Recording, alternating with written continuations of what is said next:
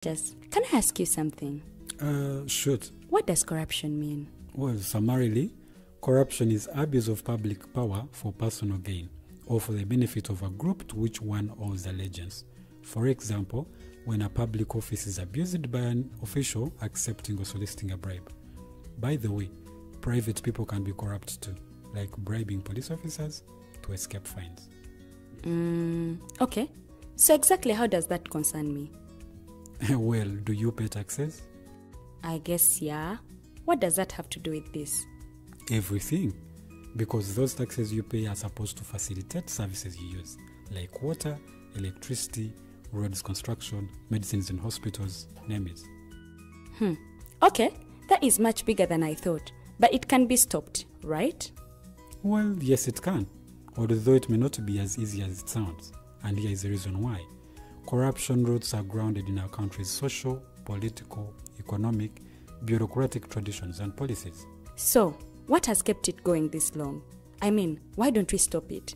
Well, the main reason why it has been here for so long is because institutions are weak, either as a result of poorly defined ethical standards of public service, weak administrative and financial systems, or ineffective watchdog agencies. What can we do to stop it? At a national level, we must focus on strengthening the independence and effectiveness of public institutions that fight corruption. At a personal level, we must commit to never giving a bribe. I promise I'll never give a bribe. Well, that's a great decision you have made. Me and you now have to spread this message to all our friends. If we all do our part, corruption will be no more. This message is brought to you by Alternative Digital.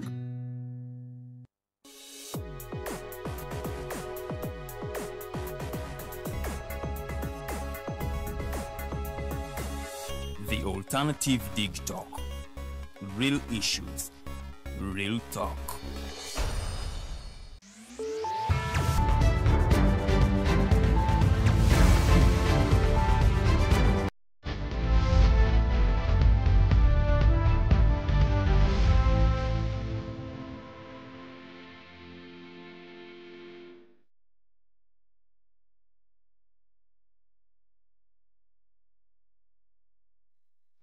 Emivuyo, okwemulugunya, okwekalakaasa weewaawo n'okufiirwa obulamu be babadde bana baliwo mu buli kulonda kwe tubadde nga tubeera nako mu ggwanga lyattu Uganda. Naye ng'olunwe lusinga kusongebwa mu kakiiko ak'ebyokulonda. Abamu nga bagamba tekakoze kimala, tekakoze buvunaanyizibwa bwako obwakateesaawo n'ebirala bingi nnyo. Weewaawo olunaku olwaleero tutunuulira akakiiko kano ak'ebyokulonda oba akavunaanyizibwa ku kutegeka okulonda mu ggwanga lyattu Uganda kalina kubanga keetegeka katya oba keetegekere katya okulonda kwa bonna oba okutegeka akalulu akalungi aka bonna aka 2026. Nkwaniriza ku program eya Voltage era nga gano gaba amasannyalaze gennyini buli lunaku olwokuna okuva ssaawa emu ey'akawungeezi okutuuka ku ssaawa 3 ez'ekiro we twogerera ku nsonga ez'enjawulo nga zikwatagana ku byobufuzi n'obukulembeze bw'eggwanga lyattu Uganda, ensonga z'ebyenfuna, ebyenkulaakulana n'embeera z'abantu, weewaawo n'ensonga endala nnyingi nnyo eziba zigenze maaso mu ggwanga. Sabbiiti eno abakakiiko k'ebyokulonda ne babadde balabiseeko mu kakiiko k'ebyamateeka mu Parliament nga bagenda maaso n'okuba nga banja embalirira oba oliawo gye baagala okuba nga batambulirako mu mwaka gw'ebyensimbi 2025-2026. Eno nno munnange omubaka okupa yategeezezza nti oba oliawo akakiiko kano baali badde nga bakola oba kyali badde kyabuwaze buli munnayuganda okugenda maaso n'okuba nga alonda nti bw'obanga tolonze munnange services ezimu oba obuweereza obumu bube nga tebukuweebwa olw'ensonga nti walema okuba nga wenyigira mu kulonda oba nga ogenda maaso n'okuba nga olonda ate nga gavumenti eteekamu ssente mpitirivu. So tugenda kuba tutunuulira ensonga ezo okulonda kube kwabuwaze kuba mukulu ono yasonze ku ggwanga erya Singapore aga nti okulonda kweyo kwabuwaze naye si Singapore yokka mawanga ag'enjawulo okulonda nno munnange kwa buwaze gwe nga munnansi olina okubanga otuukiriza obuvunaanyizibwa bwo nga munnansi. Mu studios negatiddwako mwami Robert Mayanja okuva mu PFF ennaku zino beyita The Front weewaawo yamazidde okubanga akkalira mu studios olunaku olwaleero. Mwami Muwonge Vian okuva mu NUP naye yamazidde okubanga akatebe akawa omulimu. Mwami Sandagire Muhammad okuva mu NRM agenda kubanga atwegattako mu maaso awo. Naye program ekyali The Voltage ku The Alternative Uganda ne TikTok TV ku Facebook gy'emikutu kw'osobola okubanga otukwatira live so nga ate YouTube channel yaffe eri The Alternative Uganda. Nsaba okozesa emikutu egyo ne ku X kwe tuli nga at The Alternative Uga ne ku Instagram at The Alternative Uganda. Ku TikTok tukozesa TikTok TV so osobola okubanga okozesa emikutu egyo netubanga ate tutambulira wamu. Njagala nsooka ennyaniriza abakulu n'oluvannyuma tubanga tutandikirawo show yaffe ate butereevu. Weekend amawulire ga babaka abagambibwa okuba nti munnange bano baweereddwa miliyoni 10 okuva ew'omukulembeze w'eggwanga. Kansooka ennyaniriza mwami Mayanja asooka alamuse kuba tulaba mwami Muwonge ajja kuba naye akwatira awo butereevu. Well, abatugoberera ku Voltage mbalamusiza nnyo ne mbeebaza emirimu. Olwaleero nze mu studio nga nina spirit eri wansi ennyo. Ndowooza I am getting caught up. Okay. Ne ambitions zetwalina mu struggle. Ntandise okufuna realization nti this isn't the correct path. Naye all the same nkyayinamu otwanyanyo tujja mu studio.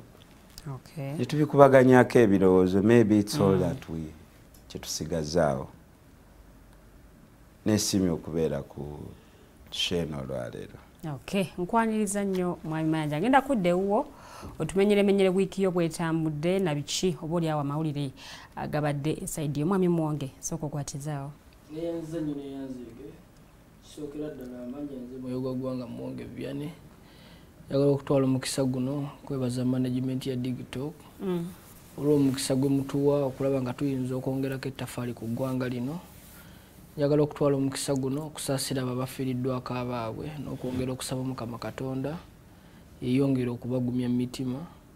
Ate ntwalira omukisa guno okusanyukirako abafunye contract, abafunye ebirungi, abagraduatinze, nammwe Mungu yeebale ku kibabalira. Amanya nze Muyoga Gwanga Muwonge Vianney omubaka addako owa Nakawa East. Njagala okutwala omukisa guno okugumya muganda wange Mayanja okumugamba nti bw'oba okutte engabo tossa wansi, sigala ng'engabo eri waggulu bweti. Mu kintu kyonna ekibi wabeerawo ekirungi. Era mu ebyo waliwo kabaka omu yali awangaala ne minisita we. Naye minisita we yayinanga sayingi emu egamba nti buli kintu ekirungi kijja n'ekibi. Buli kintu ekibi kijja n'ekirungi. Naye lumu aba ne kabaka we by mistake ekiso ne kimuvaako nekisala akagera akamu akakabaka. N'addamu ekigambo kyekimu. Kabaka n'abeera munyiivu nnyo nti omusajja abalaatira mu bulumi bwange nagaana naye nedda. N'akwata minisita we gwe yali yeesiga.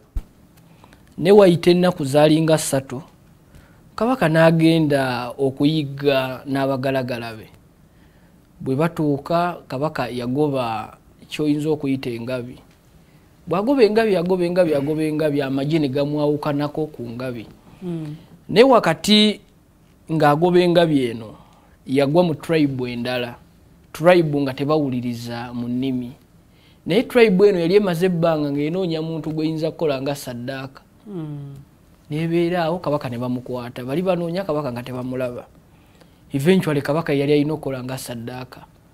Naye batuuka kabaka bamaze okumunaaza obulungi bagenda mu saddaaka omukulu agenda okeberanga akabaka akagera akamutakola ki akagera akamutakayina abakulu ne bagamba nti tetusobola kusaddaaka muntu atali mulamba bulungi.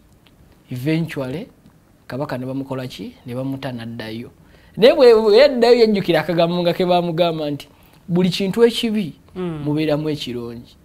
Naye yabuuza minisita we ng'amaze okumugjayo mu komina gye yali amusibidde n'amugamba kwekyo ekyatuukawo nze okusiba kiki ekyali ekirungi mu kyo n'amugamba ekirungi mu kyo kabaka maze emyaka 3 nga nkola naawe wobeera wembeera senga nange nali ngenze naawe kabaka baali badde bakuta ne batemaatemaze ne bankola nga saddaaka. So olw'ebyo byenjagala okugumya muganda wange nti mu buli kintu ekibi mubeeramu ekirungi. Naye tusaba Mukama Katonda atuwe ebirungi nga tetunnazaawa kubanga n'okufa gye kuli bannaffe bangi batufuddeko naye nga tebannalaba kulungi. Naye nsaba Mukama Katonda yeyongera okuwuliriza okuyayaana kwaffe kubanga tumanyi nti ebirungi biri mu maaso. Neyanziza nnyo neyanzege mwami Muwonge. Mwami Mayanja alinga ayagala okubaako kyayongereza era kansooke muwere ddala akazindaalo asooka tugulirewo Shenu ne wiiki ye bwetambudde na biki byalabye oba oli awo gy'abadde eruuyi ebyo. Ndi musajja Muganda. Olugero mwami Vianney lwasandabudde awo mu ngeri ya kipayopayo. Of course lulina depth. Yes.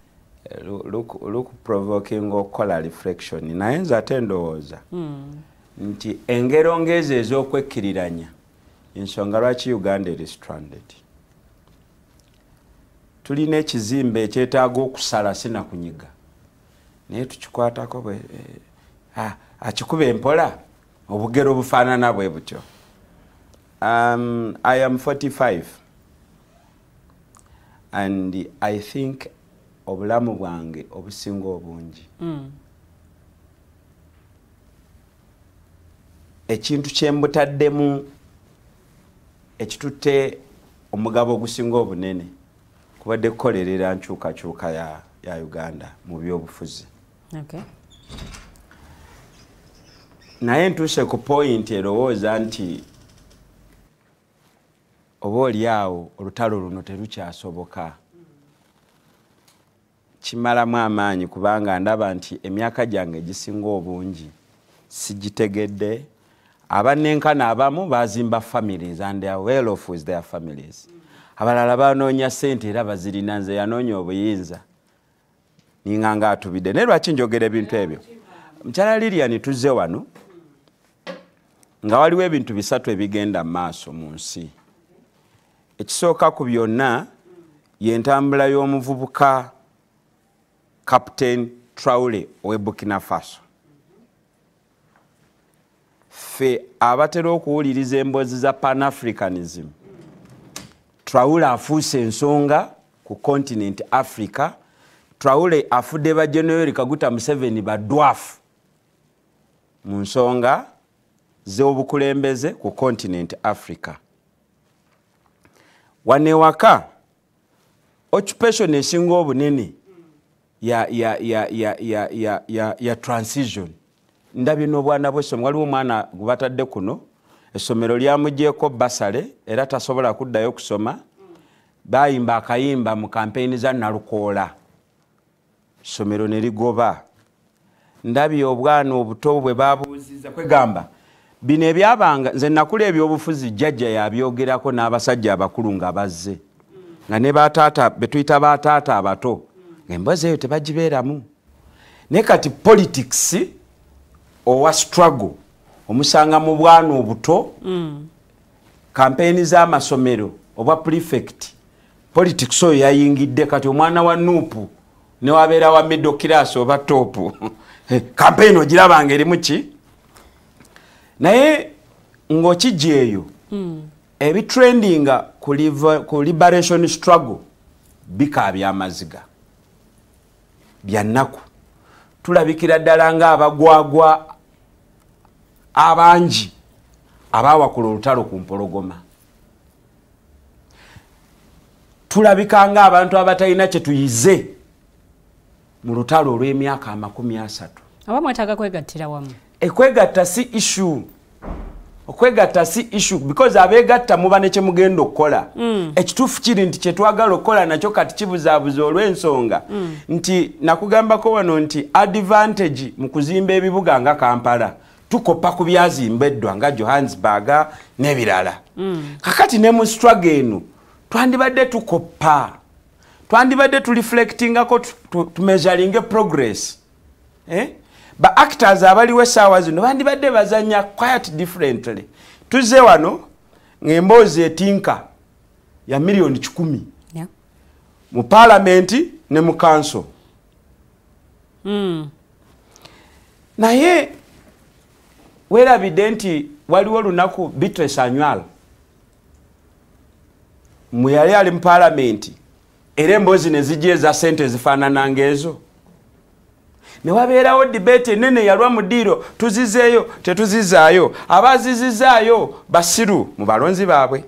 Abaaziridde bali bankwe mu struggle. Ne Deputy Speaker agamba ssente ezo tebannazifunako naye agamba bw'abanga waliwo ayina essente. Era ekyo nakyo tukimanyi kyekiri kyenkugambye nti tulina kye tutayize. Naluli Speaker wa Parliament Rebecca alitwala Kadaga yagamba I have not heard of it. For us Parliament tulina procedure mutugabira emoluments z'abaki era and we are not responsible kubiri out of our chi. Anti yagambye nti bwe zibanga deals amwe muzikolera eri temukwata kifaananyi kya Parliament na kukiteeka ku nsonga. Twagenda mu ofisi ya IGG then omwe yali owekitiibwa Mulyagonja. Irene. Ne tumugamba nti we have evidence nti wabaddewo okuweebwa enguzi. Specifically enguzi eyo yayisibwa yachanolingibwa mu ministry y'omukyala Anite Evelyn. Ababaka bafuna enguzi ya milioni meka. Ne tugamba IGG nti we are whistleblowers. Okiwulira? We are provoking you to investigate. Emitima gyaffe tegigenda kutuula nga tobuuliriza because Parliament bebanga induced okukola decision okukola etteeka nga balina okugiwa ekyoja myoyo kinene nnyo n'okusinga obuteegatta bwa opposition. Kinene nnyo. Okiwulira? So enemboozi ebaddewo General Mugisha Muntu ng'akyali President General FDC yagamba nti Mugwagwa yekka yakkiriza omusota gumu omulumira mu kituli kimu emirundi egisukka mu gumu. So emboozi ya ssente ze reaction ya opposition ebadde uniform from 201 n'olwaleero mu katabo ka Art of War bakugamba nti kyotasobola kuwangula tokiwakula. Opposition esobola okuyimirizaawo debate ku ssente nga waliwo azigaba n'engaba gyazigabamu gwe n'ogamba abantu tebazikwata. Okisobola. Ne twali tutuse ku point nga Besigye yayimirira kulala agamba abantu zino ssente si za Museveni kwa nalabyeko mbako baye Barnabas Tinkasimire nga alina gwabuuza mbu bwe muba mwagala okukyusa lwaki mulya ssente ze NRM. NRM yajjawa ssente. Leader of Opposition yagamba era nga ono mwami onava mu kibiina ki NUP yagambye nti bagenda kubonereza buli mubaka wa NUP anaakakasibwa oba anaasangibwa nga yenyigidde politically masturbating ye mazisa. No, that language is wrong. No, it is not wrong. It's an English expression.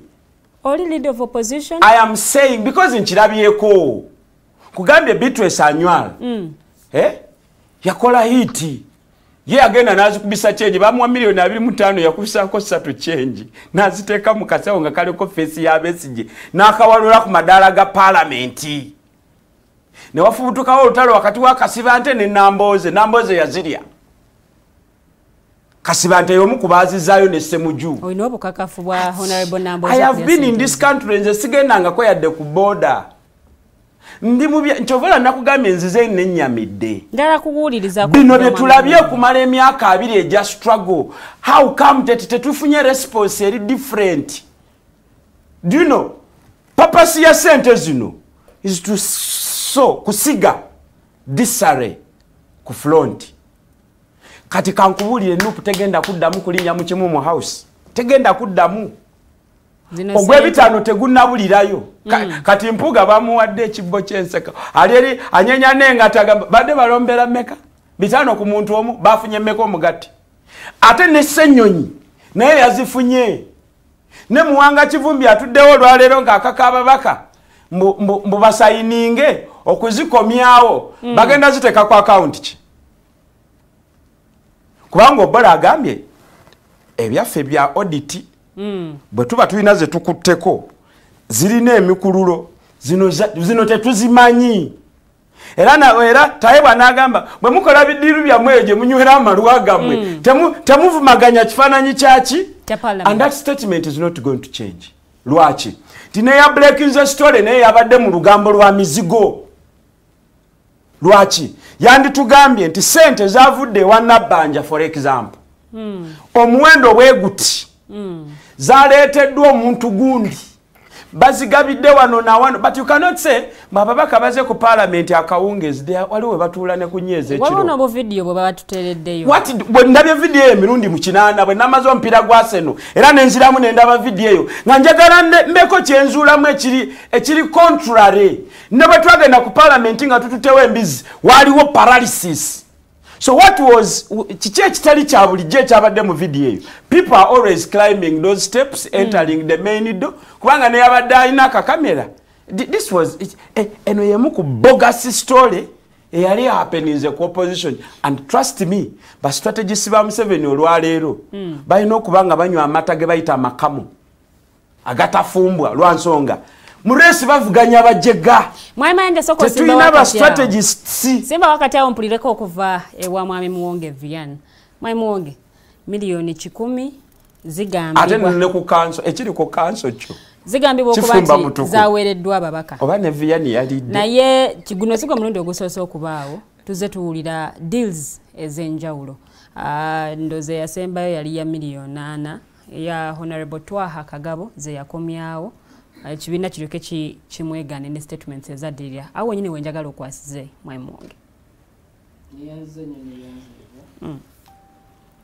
This is nkozemu ogw'obuliisa maanyi olw'okuba nti omukulu omuwadde kwogera yibadde mu wiiki nenze nompa omulamwa naye ekisookera ddala mu wiiki eno njagala okutegeeza Mayanja buli kimu kyoyiseemu ku myaka ejana mu 5 tewejjusa abantu booli nabo myaka gyegimu bali eri ebweru bafa sirimu balwala ate ne bafa walaji tuluzira tubazisi sirimu walaji so neeyongera okugumya oyinza okuba nga okubeerwawo okulaba nga olafuuba n'okulaba nga Mwami Museveni avaawo osanga kukutwalidde obudde buwandimaze mu bamalaaya ekitegeeza okuntema kakagere tuddeyo ku kikulu nnyo kubanga omanyi lwaki kikulu bwe tulaba munnaffe omu wano ng'aweddemu amaanyi ate kitukakataka ate guyinza n'ofuuka omulamwa okulaba nga tumuzza obujja naye nze nga Vianney palamenti ye-11 ye palamenti esinze okubeera ey'abajega yesinze okubeera palamenti emboofu mu palamenti zonna mu Africa mu nsi yonna mu Asia wa tetuyinayo palamenti nga ya kiboofu nga ya Uganda. Ffe twabalonda bwe twali gavumenti ya Museveni bwe yali ejja wano yatugamba nti egenda teekawo mbeera ya demokrasiya naye bwe maliriza tulabye kyoyinza okuyita kakitocracy, the government of the worst. Bakita batya? Government of the worst. Kiri kyosose. Kakitocracy. Bwokiza mu Luganda. Nti government eyababuyabuya nga abali babuyabuya. Enjuyi zombi. Bonna nkugambye government of the worst. Kwa njagala nkubuuze omanyi nze lwaki naggwamu amaanyi mweno parliament.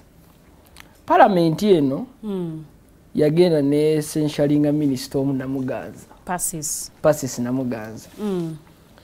nina we nali nensanyuka naye parliament eno etandise era bw'oli avumye ababadde ku mizigo n'entalo zaabwe bazirese mu parliament kati olwo kiki ekinabeera mu parliament we nali nensanyuka naye ate tulabangako parliament eno tuba tukyali awo obudde bwebungudde tugenda owulira na prime minister Nabbanja abbye amabaati tugenda owulira speaker Amongo abbye amabaati tugenda owulira baminisita babbye amabaati neŋŋamba kati ekigenda ova kweno parliament ngenda abaminisita be bagoba nalinda ndabe minisita abali ku ludda lw'NRM n'abali ku ludda lw'opposition ndaba anaaleeta ekiteeso ekigobako omu ku bo saakiraba neninda ekiteeso kye nalinda ekya impeachment eya Mongo ne sikiraba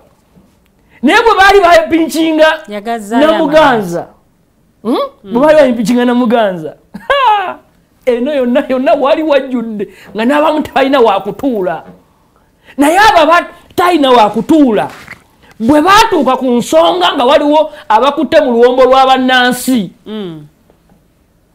abamu baali bweru abamu baaliwa palamenti awo Anita Mongo ayina engeri gyazimbyemu ekyababaka okubanga bamutya si BNRM bokka bamutya ne mu opposition eno oyinza okumwogerako naye opposition yalonda Anita Mongo kuba opposition yayina Ssemujju Nganda yafuna bululu 15 neronda Anita Mongo era nze nkwewuunya nti opposition yalonda omuntu wayo ateesobola omuwakanya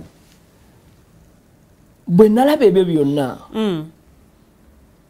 nze siina nga bwe siina kyensuubira mu gavumenti ya Mwai Museveni Vianney siina kyensuubira kirungi mu palamenti olinga alaga nti palamenti oweddemu essuubi eno palamenti erina kyesobola kukolera gy'oyagala okgenda eno eriwo ey'11 I was specific terina kyesobola kukolera kati gwe kyolina okukola gamba abantu bateekeyo Vianney mu palamenti olaba ebiwandiika nkyali eno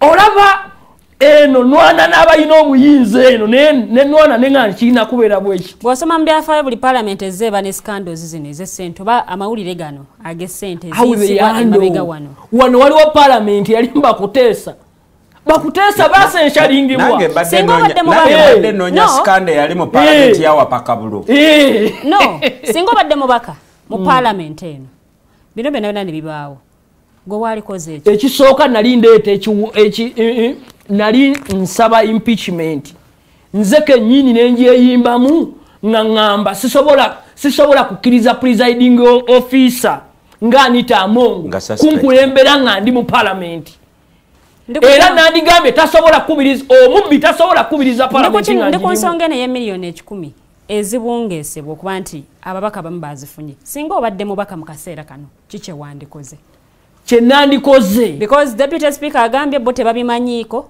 bino byonna biri eyo mu ŋŋambo anti nkugamba omanyi Lilian njagala otunuulire palamenti eno without isolation yes palamenti eno eyina byezzeekola emabegawo wonna baze bakukuta bwe batuuka ku ssente ezaabwe bakukutawo ne boogera obwama kati kuzina 10 kati ne ku kino 10 leka mbeeko kyenkugamba ono manya kyatagambye akakyerabidde oba kitidde ssente zino nali ne munnamawulire omu ku Mande ne wabeerawo whistleblower yamukubira namugamba abasajja bali eno bagabana ssente emboozi yafulumye ddi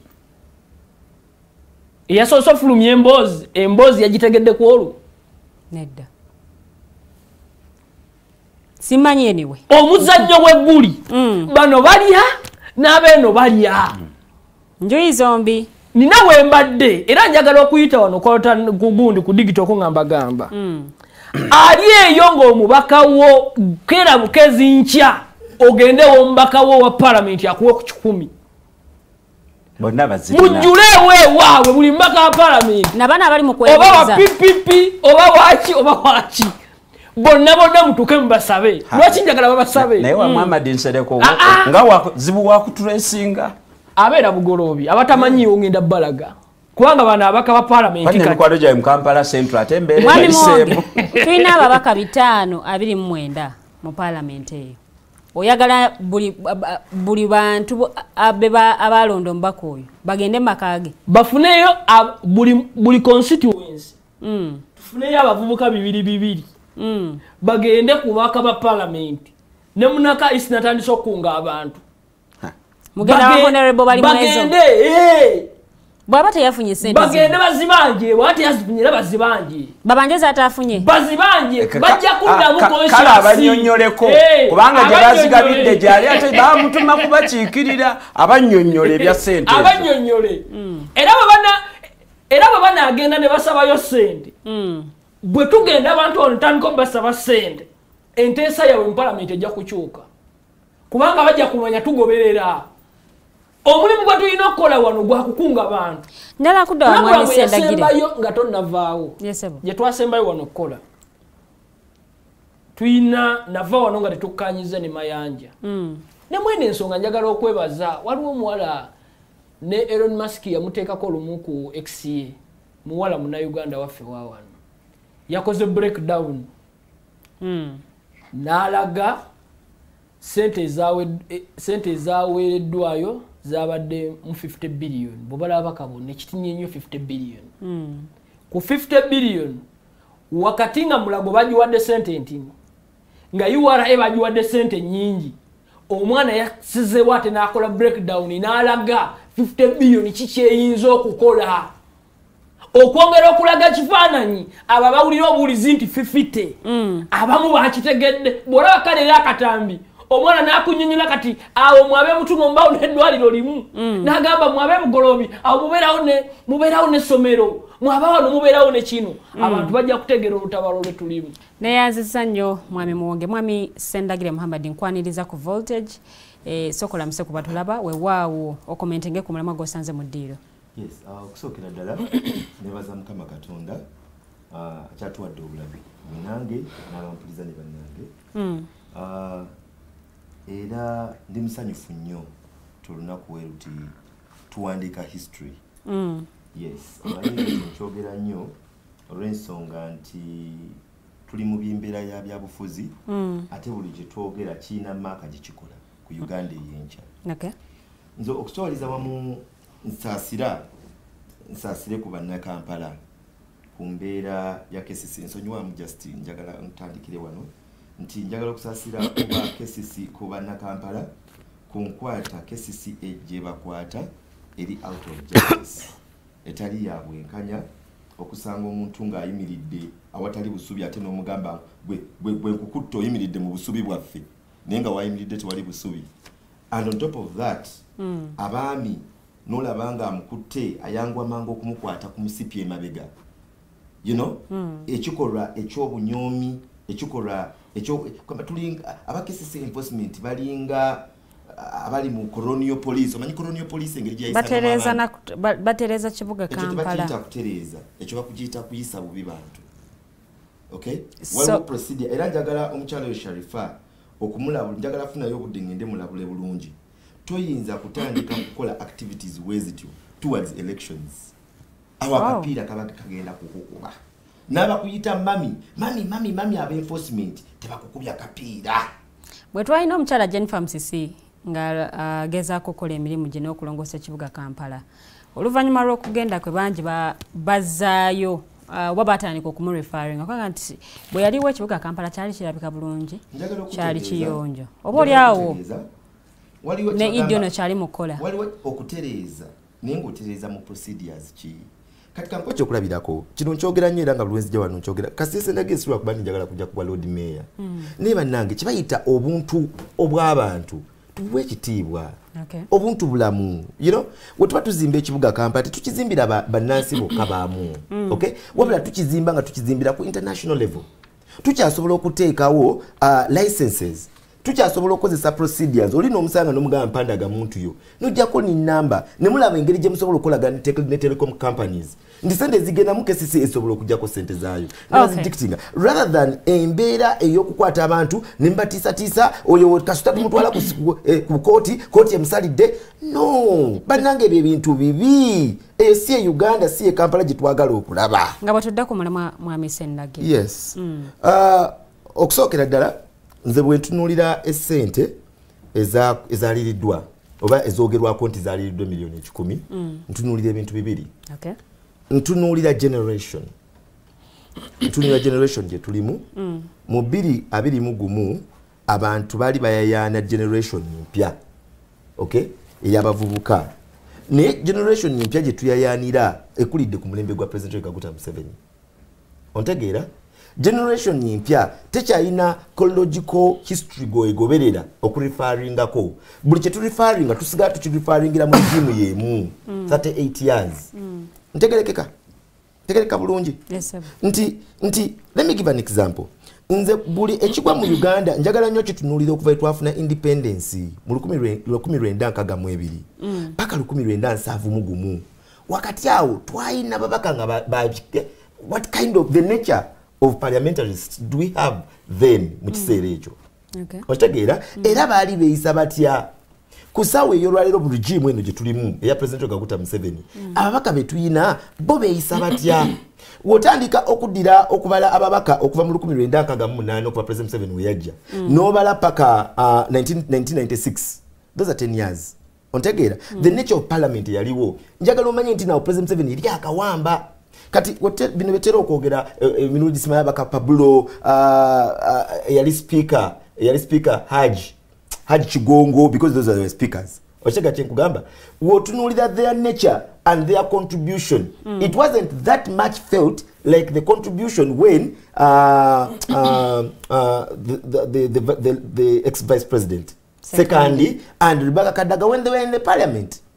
Ontegeera right now nze nina ebintu bingi byenda mu parliament okusookera ddala waliwo ekigenda mu maaso wakati wa Honorable Anita Among ni Rebecca Kadaga whether you want or you don't want era waliwo sente zigenda obiziyitingana mu mbeera efanaganako weetyo oba oli awo omubaka Anita Among okubeera nga yeddiza okugenda mu seke otega kyenkugamba so kati nze wempulira nti waliwo sente ezafulumye nzitunuulira wembanga ndi wakola investigation ntandikira ku what is on ground kyekitambula Deputy Speaker yagambye bino bote babimanyi sikyewuunya wabanga agambye nti kyetabimanyi then abo abaalya n'abaafuna walina okubeerawo source otega kyenkugamba ye office sente bazijjawa tetulina mu parliament accountant commission akwasaganya ya sente baafuna zaaki ate ne banna Uganda bino bibakwatako bo bawulira nga bibakwatako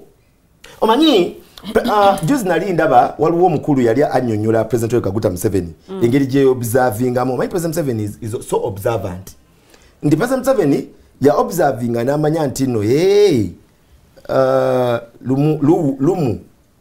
Lumu Bishop Lumu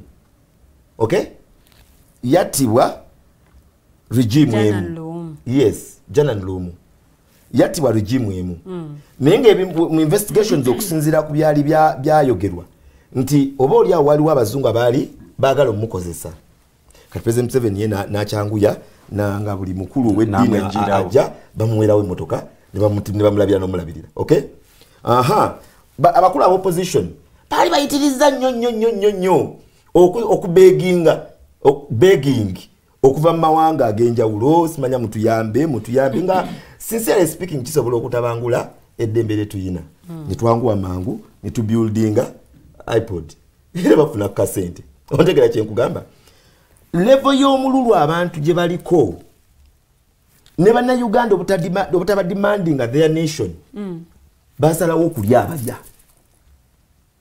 parliament yakulya nja kukizaayo eri bannayuganda bw'oli munnamawulire bano baganda bange bali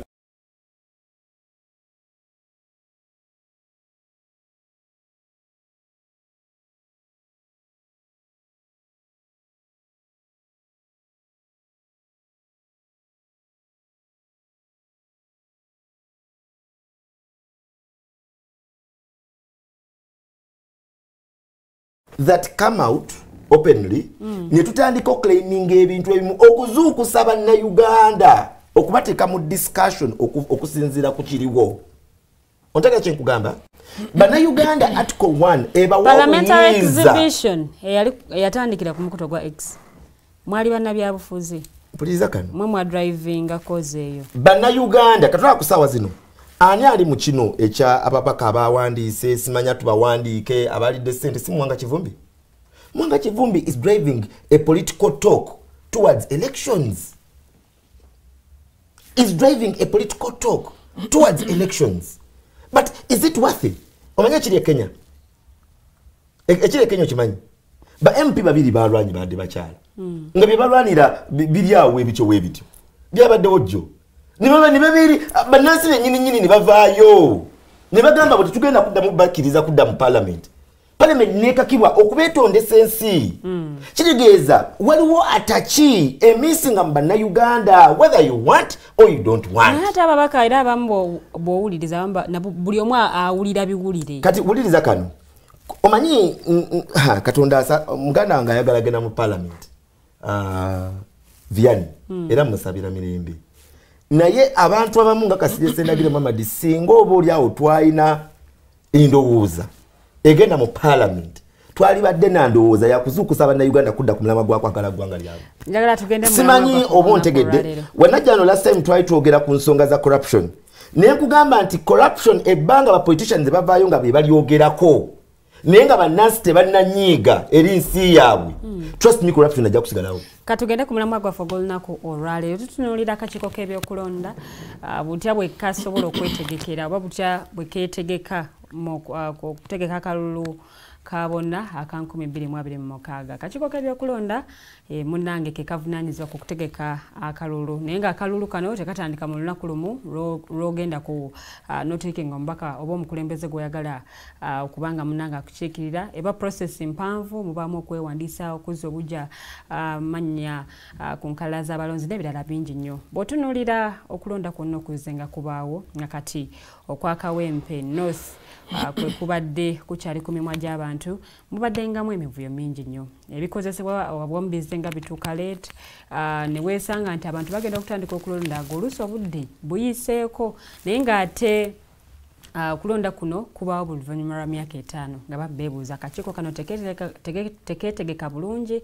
abalala ne bagamba nti tekakoze kimala kubanga kasomesa abantu ku bikwatagana n'okulonda omuntu alonza atya omuntu bw'obanga ogenda okulonda biki byotalina kukola na biki byewetaaga okubanga okola naye ngenda kusaba mwami Mwonge Vianney oba oliawo atusiigira ekifaananyi ku kakiiko kano ak'ebyokulonda butya bwe kalina okukwasaganya emirimu gyako era munnayuganda biki byetaaga okubanga ategeera akakiiko kano oluvannyuma tube nga ate tweyongere tulabe obwetegefu bwako ku bululu bwe kazze kahandolinga ku mulundi guno kyanjawulo kikyekeetaaga okubanga kwongeramu wetwogerera Honorable Norbert Mao ye yabadde ateesa nti singa tukozesa enkola ey'okulonda nga tukozesa tekinologiya oba gyayita e-voting oba muno munnange okuba nti tulonda nga tukozesa ebyuma bikalimagezi. Omukulembeze w'eggwanga yakomplainingako nti munaye aba NUP bamuba obululu miliyoni namba kale n'agamba nti singa tu embracinga enkola eno ey'okulonda nga tukozesa tekinologiya oba oliawo kyandikendeeza ku bubbi bw'obululu buzze nga bwemulugunyizibwa. Kumwami Mwonge Vianney tutandise ku mulamwa gwaffe ogw'olunaku lwa naye njagala tusooka otuzimbire akakiiko k'ebyokulonda kano kajja katya n'enkola y'emirimu gyako. Kisookera ddala bw'otunuulira akakiiko k'electoral commission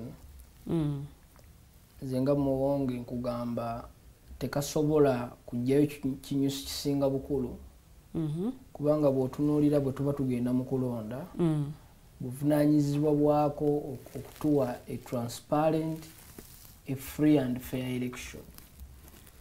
Naye akalulu akeerufu ng'obwerufu kamazima ndowooza oba nabwenkanya weewaawo n'amazima n'obwenkanya okusinziira ku kyonyonyodde okulaba nga ne bw'aba nga mwana muto asobola okufiiringa nti there is fairness in a process. Yesebo. Electoral Commission weba etambuza emirimu gyayo egitambuza ngeringa egamba nti an election is an event not a process. Akalulu tekatandika lunaku lwe tukakuba. Okay. Akalulu process yako yatandika dda nga tusoose mu nkalala. Ekisooka basooka bannayuganda ne basaba nga bayita mu palamenti. Ne bagamba nti ombaka bw'otunuulira akulembera bw'otunuulira akakiiko kano kateeka okubeera independent. Museveni n'agamba nti bwe muba munoonya akakiiko akanaabeera independent kankyuse erinnya nkayite an independent electoral commission. Tewaliwo kyakyukamu naye erinnya lye lyakyuka. Bw'otunuulira bwe tuyina kati Justice Byabakama. Saagala nnyo gaa nti Justice Byabakama bwe buzibu. Naye bw'otunuulira structure yaako ojja kukalabamu nga abalimu their cadres. Bw'otunuulira Genesis wa Justice Byabakama ojja kulaba nga yali musango gwa Dr. Kanokiza Besigye n'agezaako kugufutyanka n'aleetebwa ojja kusanga nga tasobola kukuwa obwenkanya oba an independence mu chairperson gy'onoonya. Bw'onoonya kuba commissioner bonna ojja kubalaba nga entambula yaabo ebadde party partisan. N'olaba nga construction yaako tesobola kukuwa kinyusi kisinga obukulu. Ekyokubiri, njagala kubeera kwabo bannayuganda abagamba nti obuzibu buyinza okubeera si Byabakama. Bw'otunuulira bannaffe bonna ababaddewo ba Badru Kigundu ebikolwa bino bisigadde nga bye bimu. Bikolwa ki? Ebikolwa ebyokubeera mu bululu obululu ne bubbibwa presiding officer ne basoma ebifu. Ebikolwa byonna ebyokulaba nga akalulu tekali nga si kaamazima na bwenkanya. Nga bw'onoonya fairness yaako tosobola kugitrackinga. Nekindeeta ku kintu ekigamba Lilian n'abatuwuliriza. Akalulu konna okuva ku mutendera kantandike ku mutendera gw'omukulembeze w'eggwanga ababaka ba parliament. Ku mitendera gyonna tebategeka akalulu kali mitendera gyonna. Kubanga Lilian bw'otunuulira process yaabwe mu ssente zituwa electoral commission. Mubaamu ky'oyinza okugamba ekyokufuula abagenda okulonda okubafuula aweya. Essaawa zino eyo pulogulamu erina okuba nga yatandika dda. Gye tuyita voter education. Ng'electoral commission yasasula dda obutitimbi bw'ensimbi wano ku digital okulaba nga bayinza okusomesa abantu emigaso gy'okugenda okulonda. N'okusomesa abantu okubategeeza nti mu ggwanga erya Uganda bwe giba migabo gyenkanankana obuvunaanyizibwa bwabwe. Era buvunaanyizibwa bwabwe okwongera okutegeeza bannansi nti bw'ogenda n'okuba akalulu obeera omakinze decision ani anakukulembera mu lutabaalo. Era abeera accountable eri gy'oli. Naye bw'olaba bino byonna nga bikolebwa and Lilian n'abatuwuliriza it is deliberate. Bannakyemalira bonna world over baagala kukulembera abantu nga tebamanyi ddimwa lyabwe lye bayina. Kyova olaba bannakyemalira bonna kye basinga okwefaanaganya. Bwe balaba abantu nga Lilian bamayanja babatya nnyo. Kyova olaba okeera ku makya abantu ng'abo nga badisappearinze, abantu ng'abo nga bafudde. Tebafa natural death. Nakyemalira bonna world over babeera n'okutya. Kati bwe tubanga tugenda mu kalulu kano k'oyagala ogaa nti kagenda kubeera kamazima na bwenkanya. Ekisooka nakyemalira abeera ne tactics ez'enjawulo. Bw'otunuulira budget electoral commission ku luno basaba obuwumbi 876. Asobola okukikola deliberate nga bw'olaba wekiri ssente n'azikuwa leeti. N'amaliriza nga gwe ssente zandigenze mu voter education gw'oziridde. Tafaayo oba olidde mmeka. Naye ye kyasinga okufaayo gwe kubuusa bantu. Ati kati ne mwa alipoota eya okulonda okwa 2021 era bye bimu ku bisomooza bye baateekamu nti ssente zifuluma kikeereze ate n'ekirala ensonga ya COVID-19 yabayingiriramu nnyo mu kugenda maaso n'okubanga bakola emirimu gyabwe. Lydia n'abatuwuliriza bwe tuba twogera ku Electoral Commission bino byandibanga bisukkako ne ku byabakama. Njagala tutunulira Badru Kigundu abaddewo mu kaluka 2016. Oyagala kuŋŋamba ne 2016 waliwo COVID. Nedda. But the pattern has remained the same. Abantu okubawa ssente ekikeerezi ne batasobola kukola mirimu gye bandibadde bakola. Senga tubadde mu nsi ennambulukufu twandibadde twogera n'okulaba ekyekenya kye yakola. Kubanga Kenya bwetuuka wano bweri ezimu mu amendment ze baakola kwe kulaba nga anaakulemberanga akakiiko k'ebyokulonda abeerako public scrutiny.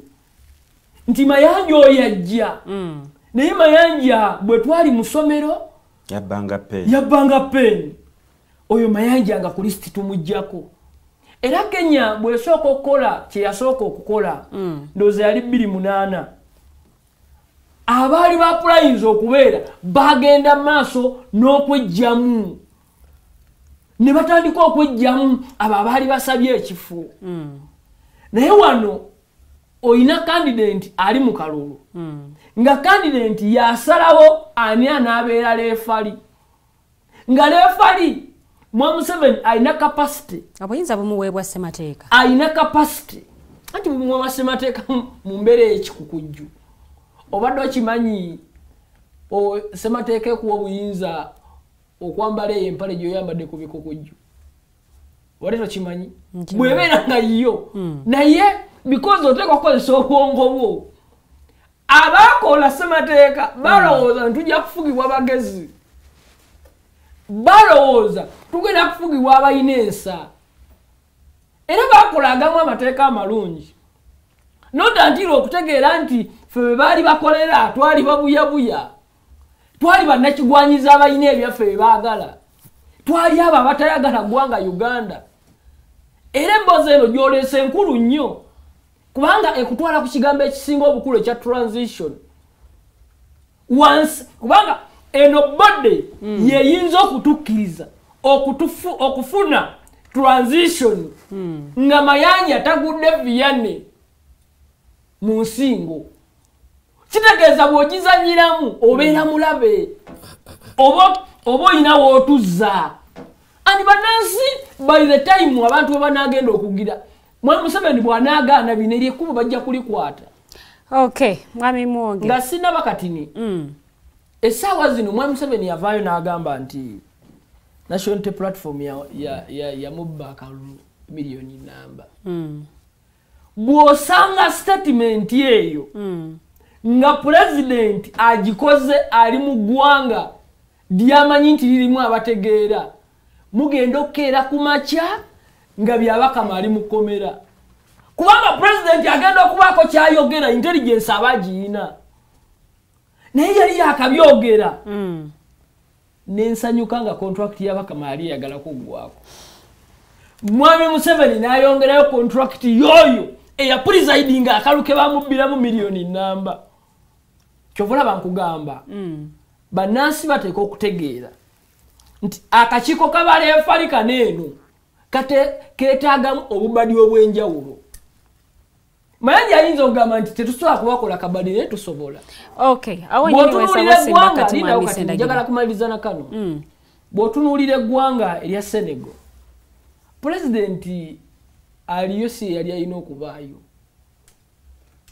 wakati nga bamaze okukwata Sonko gavumenti eyaliko eyawadde nemuteekako emisango emingi. Bwe muteekako emisango n'amaliriza nga tasobola kwesimbawo. Naye lwakubanga baliwo bakutte n'effaye naga affaye egenda okukakkana nga ali mu buyinza bamusinzizza ki amaanyi. Okay. Neyanziza nnyo neyanzage mwami Muwonge Vianney tugendagenda mukuumulamuko katono nnyo gakyali masannyalaze gennyini bwe tukoma mu nsawa yaffe ey'okubiri akalulu kafuule kafuuke kabuwaze nti buli munnansi otuukiriza obuvunaanyizibwa bwo nga munnansi oba bisigale nga bwe biri boolyawo abantu abamu banaza emitima ginadda mpola mpola okuddamu okukkiririza mu kalulu. Tukyatunuulira akakiiko ka byakulonda bwe keetaaga okwetegeka oba bwe keetaaga okwetegekera akalulu ka bonna aka 2026 ekyali voltage. Tukomawo katono nnyo temuvaawo.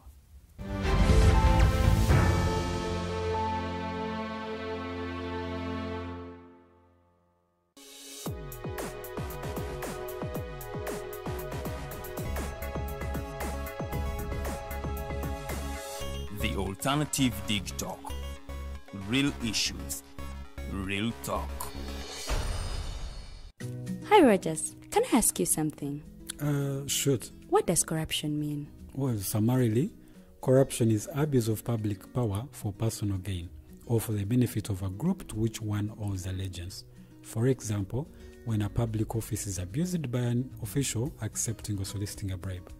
By the way, private people can be corrupt too, like bribing police officers to escape fines. Okay. So exactly how does that concern me? Well, do you pay taxes? I guess, yeah. What does that have to do with this? Everything. Because those taxes you pay are supposed to facilitate services you use, like water, electricity, roads construction, medicines in hospitals, name it. Okay, that is much bigger than I thought. But it can be stopped, right? Well, yes, it can.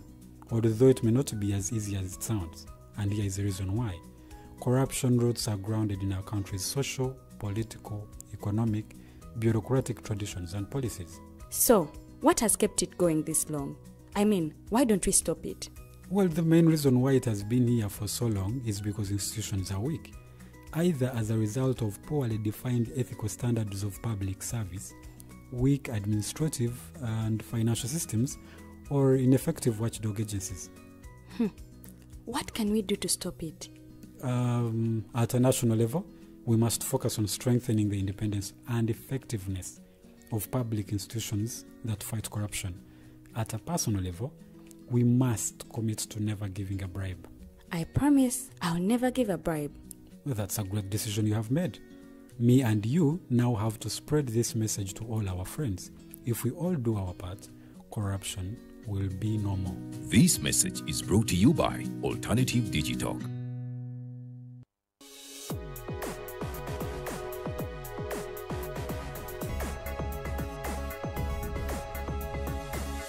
The Alternative Dig Talk. Real issues, real talk.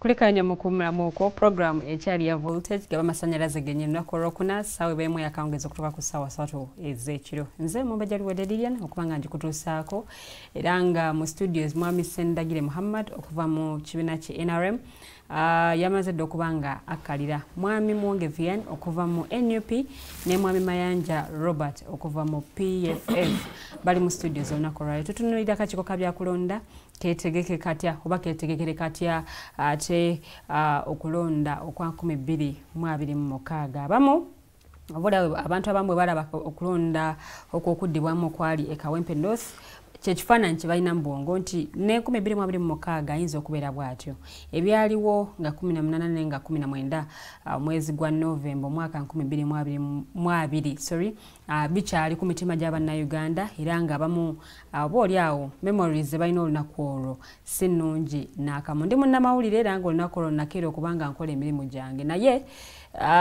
okuddayo waka kwafuuka kuzibu nnyo olw'ensonga nti ne ataya je nali nyambadde yaliko red ate nga lwe basanga omuntu yenna ayambadde red basooka kubuuza ekibiina ky'owagira lwaki oyambadde kale n'ebirala bingi nnyo so ebintu bino buli we bibaawo obwanga basooka butunuuliza kakiiko ka byakulonda twagala kumanya okuva mwami Sendagire yakkiriza nti akakiiko kano kakoze emirimu gyako nga bwe kalina okubanga kagikola ndyoka enzire wa mwami Mayanja atubuulire lwaki akakiiko kano kasongebwamu nnyo olunwe bwe kiba nti opposition si yeewangudde naye ate lwewangudde nti awo nga basirikawo. Mwami Sendagire awo wenyini wensaba okwatire akakiiko kano gwolaba nga kakoze obuvunaanyizibwa bwako bwakateesaawo. Nze ng'akasire Sendagire njagala okusooka ku appreciatinga nti ddala kituufu akakiiko ka Electoral Commission kagezezzaako okukola omulimu gwako ate nga bagezezzaako okugyayo transparency era bagigezezzaako bulungi. Kiki ekikalemesezza kyolowooza ekikalemesezza okuba nkakola? Ekilemesezza Electoral Commission kyeki kyalemesezza KCCA kyeki kyalemesezza ebitongole ebisinga mu gavumenti. Kyekiriwa ebitongole okukolera gavumenti rather than okukolera abantu. Ebitongole tebikyafa ku bantu. Okay. Bifa ku gavumenti. Okay? Tunulira. Is it because obukulembeze mu bitongole ebyo zibeera appointments nti omukulembeze w'eggwanga kikyayinza okuba nga yavaayo n'appointinga kikyayinza okuba nga nakyo kiva ku appointments. Chairman wa EC. Yes, kikyasoboka. Kikyasoboka kubanga Uganda yensi abantu olina kugamba nti ogenda kuluzinga akalimu n'owulira nga family ennyogoze abantu abadde bafuna ku muntu bannyogoze nga kwegamba abantu bonna banyogoze simply because oli ayogedde kufiirwa akalimu. Let me give an example of politicians abatanda bakufuna positions. Tuli nalikozesezza ebigambo ebyekikambwe nti buli gwolabanga agezaako okufuna position neyeewaayo n'asemberera eggwanga nogamba he airs out ekyo kyawulira eggwanga kyeryali badde oyo aba mujaasi w'amaanyi aba w'amagye w'amaanyi aba w'amaanyi. Okay. Kubanga we don't have any position financially mbwino gye tufuna naye tusalawo ne tulumulisa eggwanga wajje likola ki gye ligenda. Okudda ku Electoral Commission obuzibu Electoral Commission bwe yafuna bwe twali bali tugiquestioninga right now.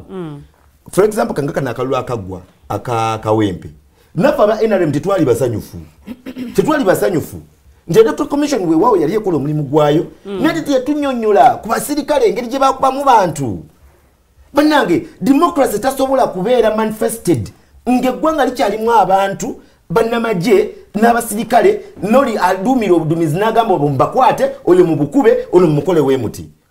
Buvunaanyizibwa bwa Electoral Commission okuteekawo embeera ku parties zitulaba waliwo abalaba Vianney waliwo abalaba Mayanja okurecommendinga ba players naddala bali ku public domain. Okay. Otega kyenkugamba okusinga gavumenti okutunuuliranga Mayanja ayogera atya Vianney ayogera atya Senagira ayogera atya mu kaseera ak'okulonda ne becoming a threat to a nation. Kati ekyo kiri across to the country waliyo abali Kasese nga nabo bali ngaffe boogera ng'ennyenje waliwo abali eggulu nga nabo bali ngaffe. But what matters is not about coming and arresting these people. We are threats. No. There is still time. Electoral Commission eyagala nnyo okwekwasa emirimu gyayo pa the constitution. Omanyi wane ebitongole ebikusoberera Lydia n'abandaba. Nti ebitongole omanyi constitution ewa mandate ebitongole bino we batandikira ne bayina okukuma. Yes. Kakati boye bafulumya for example ne bafulumya dates dure mugendo ku registeringa dure mugendo okola mti candidates bazze bagala nnyo okwejjako emirimu egyo bannayuganda gye baagala babalabe gye balina okukola. Kati gabanga akawono for example ekawempe nalukola ebamukwata Electoral Commission yavaayo mangu ffe ebyo tetubiriimu tetubimanyi oteka kyekugamba naye nga te ku time ngeyo twatulowooza nti Electoral Commission yeri in charge of the country eba eyina eddoboozi esobola okubaako lyeyogera eri gavumenti esobola okuvayo negamba nti abantu abakoze bwe batunowe batu ku candidate kiri unfair. Uganda tuli mu mbeera nga if it's democracy bannansi be balina okukuza democracy oyo si gavumenti kugaka bantu kukuza democracy. Tetuli mu mbeera nga it is either money or force that will put people in positions. Tulina kuzimba ggwanga nga bannansi be balina okuvaayo n'okusalawo okugamba nti nno kampe Sendagire kuba Lord Mayor okusinzira ku ngeri gyempulira oba oli nga Vianney engeri gyakireseemu okusinzira ku ngeri gyempulira n'ebbanga ery'emyaka egiddako mu maaso. Okika kyenkugamba irrespective of omuntu ali ku ruling government oba ali ku opposition kubanga waliwo n'aba opposition nga really they are cream nga mbutufu waliyogedde na akujoyini ngeguwa NRM oshika kyengugamba nga weebuza n'okwebuza kyakola mu opposition nga tokiraba fefe nyini fa abagenda okusuula eggwanga lino nga byogedde bino benaga byogedde kakiiko k'ebyokulonda do you trust it okutegeka akalulu ak'amazima n'obwenkanya kam 2026 kankubulire kino Lilian akalulu engeri gye kategekebwamu n'engeri omuntu gy'awangula okay siwe bifaanagana mu actual time ey'akalulu akalulu kalimu obutali bwenkanya from the start lwaki sendagirenze naali agadde okumanya polling station zonna n'okuteeka airtime omungi ku simu yange okugenda nga nkubira abo bonna nga ba agency bange buvunaanyizibwa bwa electoral commission okunteekawo kama nze am a candidate buvunaanyizibwa bwa electoral commission okuteekawo system nze y'obuteeraliikirira polling station oba banzibye polling station ani yayingiddewo abantu oli ayingira ate n'asamba n'okusamba akabokisi aka electoral commission oyo abatatidde kyambalo kya poliisi abatatidde kyambalo ky'amagye ku electoral commission box eyo gy'olaba erina okubeera thorough protected nga woolaba nti Uganda police evaayo nnyo ng'omuntu ayambadde uniform kabe mukyala wa musirikale takkirizibwa kujamba agamba bwe tuba tuvuga flags ngoye bugoye zikulemberwa emundu 28 ziwerekerwa abasirikale abatakawo ezaki flag Uganda flag nga bagitambuza mukulu kakati tulina obuzibu nti ekisooka African countries okuva twafuna independence kati for example katugambe kati nga right now we tuli one Uganda President Kaguta Museveni alina okusomozebwa kwa maanyi nti abantu ye balaba abamutawaanya they are bonds of 1995 nchidem chenjogedde people who are 30 years and below okay and people who are 2005 20 years right now bimetawaanya President Kaguta Museveni not because they don't know this country they know but they are yearning for another better country okusinzira kwekyo kibalaba onteka kyokugamba kati let me give an example siri wa NRM do you know how many people in NRM abanfaanana nga nabo balina vision nga balina another country they want to see onteka kyokugamba mukulembeze wa president Museveni tuganye mukulembeze wa president nene president kyekiseera awulirize nga tawuliriza abayaayo olwokubanga waliwo abamutwalidde alina okuwuliriza ku matu g'abana Uganda bo bagamba ki yes kituufu president Museveni atuvuze bulungi naye kati kankuwa ekyokulabirako Lilian as we are speaking now as we are talking now bana Uganda basobola okwogera ku zino milioni 10 ne batogera ku magye agagende Sudan era ne batadimanding abaana babwe bafa mu magye agagenze Sudan nenga mulimu baganda bafe mulimu abana babana bafe mulimu abana ne tuli mu party oyo wa NRM ono wa NUP ono wa DP ono wa bichi and you don't mind enough about Uganda as a country so gwe mukulaba okuko bannansi batuukiriza obuvunaanyizibwa bwabwe nga bannansi because bw'otunuulira okulonda buli kulonda ennamba egenda yeesalika buli kulonda ennamba egenda yeesalika ne bwe zibeera zino by elections oba okulonda okuddibwamu okuzinga kubeerawo ennamba ekakasibwa abakakiiko k'ebyokulonda ejjanga nnene naye ate ennamba eturninga out okulonda kankule kino Lilian abantu lwaki baali lekeddaawo okulonda kino njagala kubeera honest gy'oli ekisooka electoral commission nkugambye yejjako obuvunaanyizibwa obumu bwe yali badde nti bannayuganda bo batuukiriza obuvunaanyizibwa bannayuganda abo abatono abawulira nga bakyayagala abakyagenda okulonda on percentage of 70 on a percentage of 100 ojja kwesanga nga 60% oba 40% basooka kumala kugulwa oba basooka kumala ku wabeerawo teams ku percentage of 40%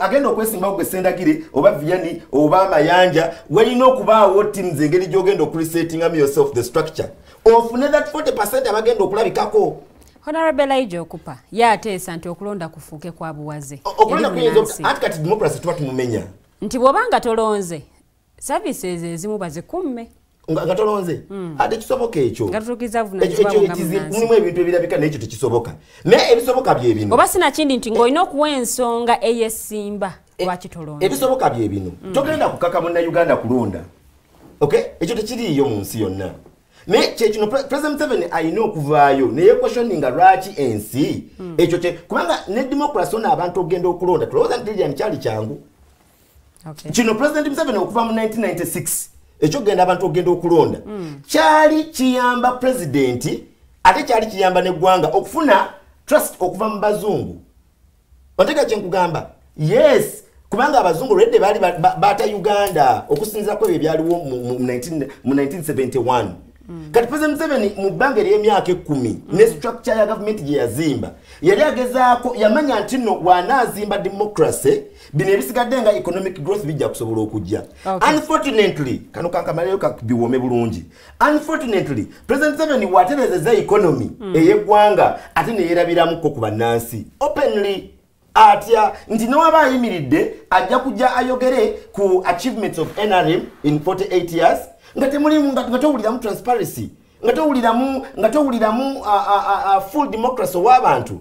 So this leaves a country in turmoil the next years whether it will be around or not. Neyanziza nnyo Mwami Sendagire. Mwami Mayanja awenyiweza bawukwasize akakiiko k'ebyokulonda mukasonga mu nnyo olunwe tutekategeka kalulu k'amazima na bwenkanya naye ate mbwe abali ku ludda olw'obula gavumenti bwe bawangula ako kaba k'amazima na bwenkanya bituufu. Awangaale ennyo retired Colonel Dr. Kizza Besigye era njagala okusinziira wano mu buufu bwange nga omumyuka w'omwogezi wa front kutegeeza bannayuganda nti nate enkya tuli mu kooti okufuna ruling ku bail application gye twateekayo tulina essuubi lingi nti oba oli awo okusaba kwaffe kunaawulirwa kooti. Mukyala Lilian n'abatuwuliriza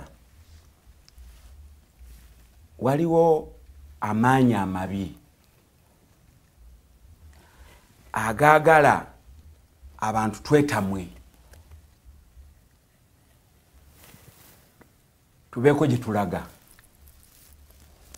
Abasajja abazungu bagende South Africa baali balina gye balaga eryato ne libafiirako okumpi n'olubalama bwe bayingira munda ne basanga eggwanga erisinga eryabwe tebaddayo wabula baafuna pulaani ey'okusindiikiriza bannannyinire bwe babasobola bagwe mu nnyanja bo bafuke baki.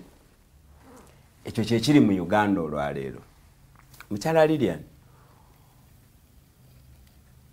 newankubadde nga waliwo ebibi waliwo ffe abaagamba nti ku buli mbeera Uganda erina okusigala ng'eyimiridde.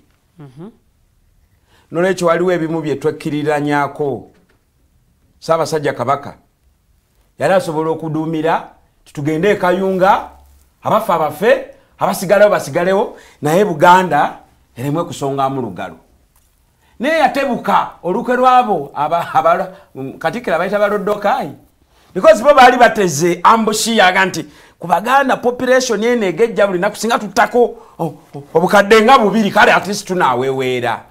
N'agamba ine eggwanga ly'abajjajja b'abajjajjange n'olutalo terunyuma kulwana leero wetuli era gye twajaguza emyaka 7 egy'obuto. Lilian tukoleddwako effujjo lingi naye nga n'ekituvunaanwa si kyangu kyakwatula. Nze waliwo olumu wentuuka ne neebulira nenga ne kati Mayanja kambeere patriot kanfuuke ow'empisa kampulirize gavumenti yange byegamba kanjigoberere.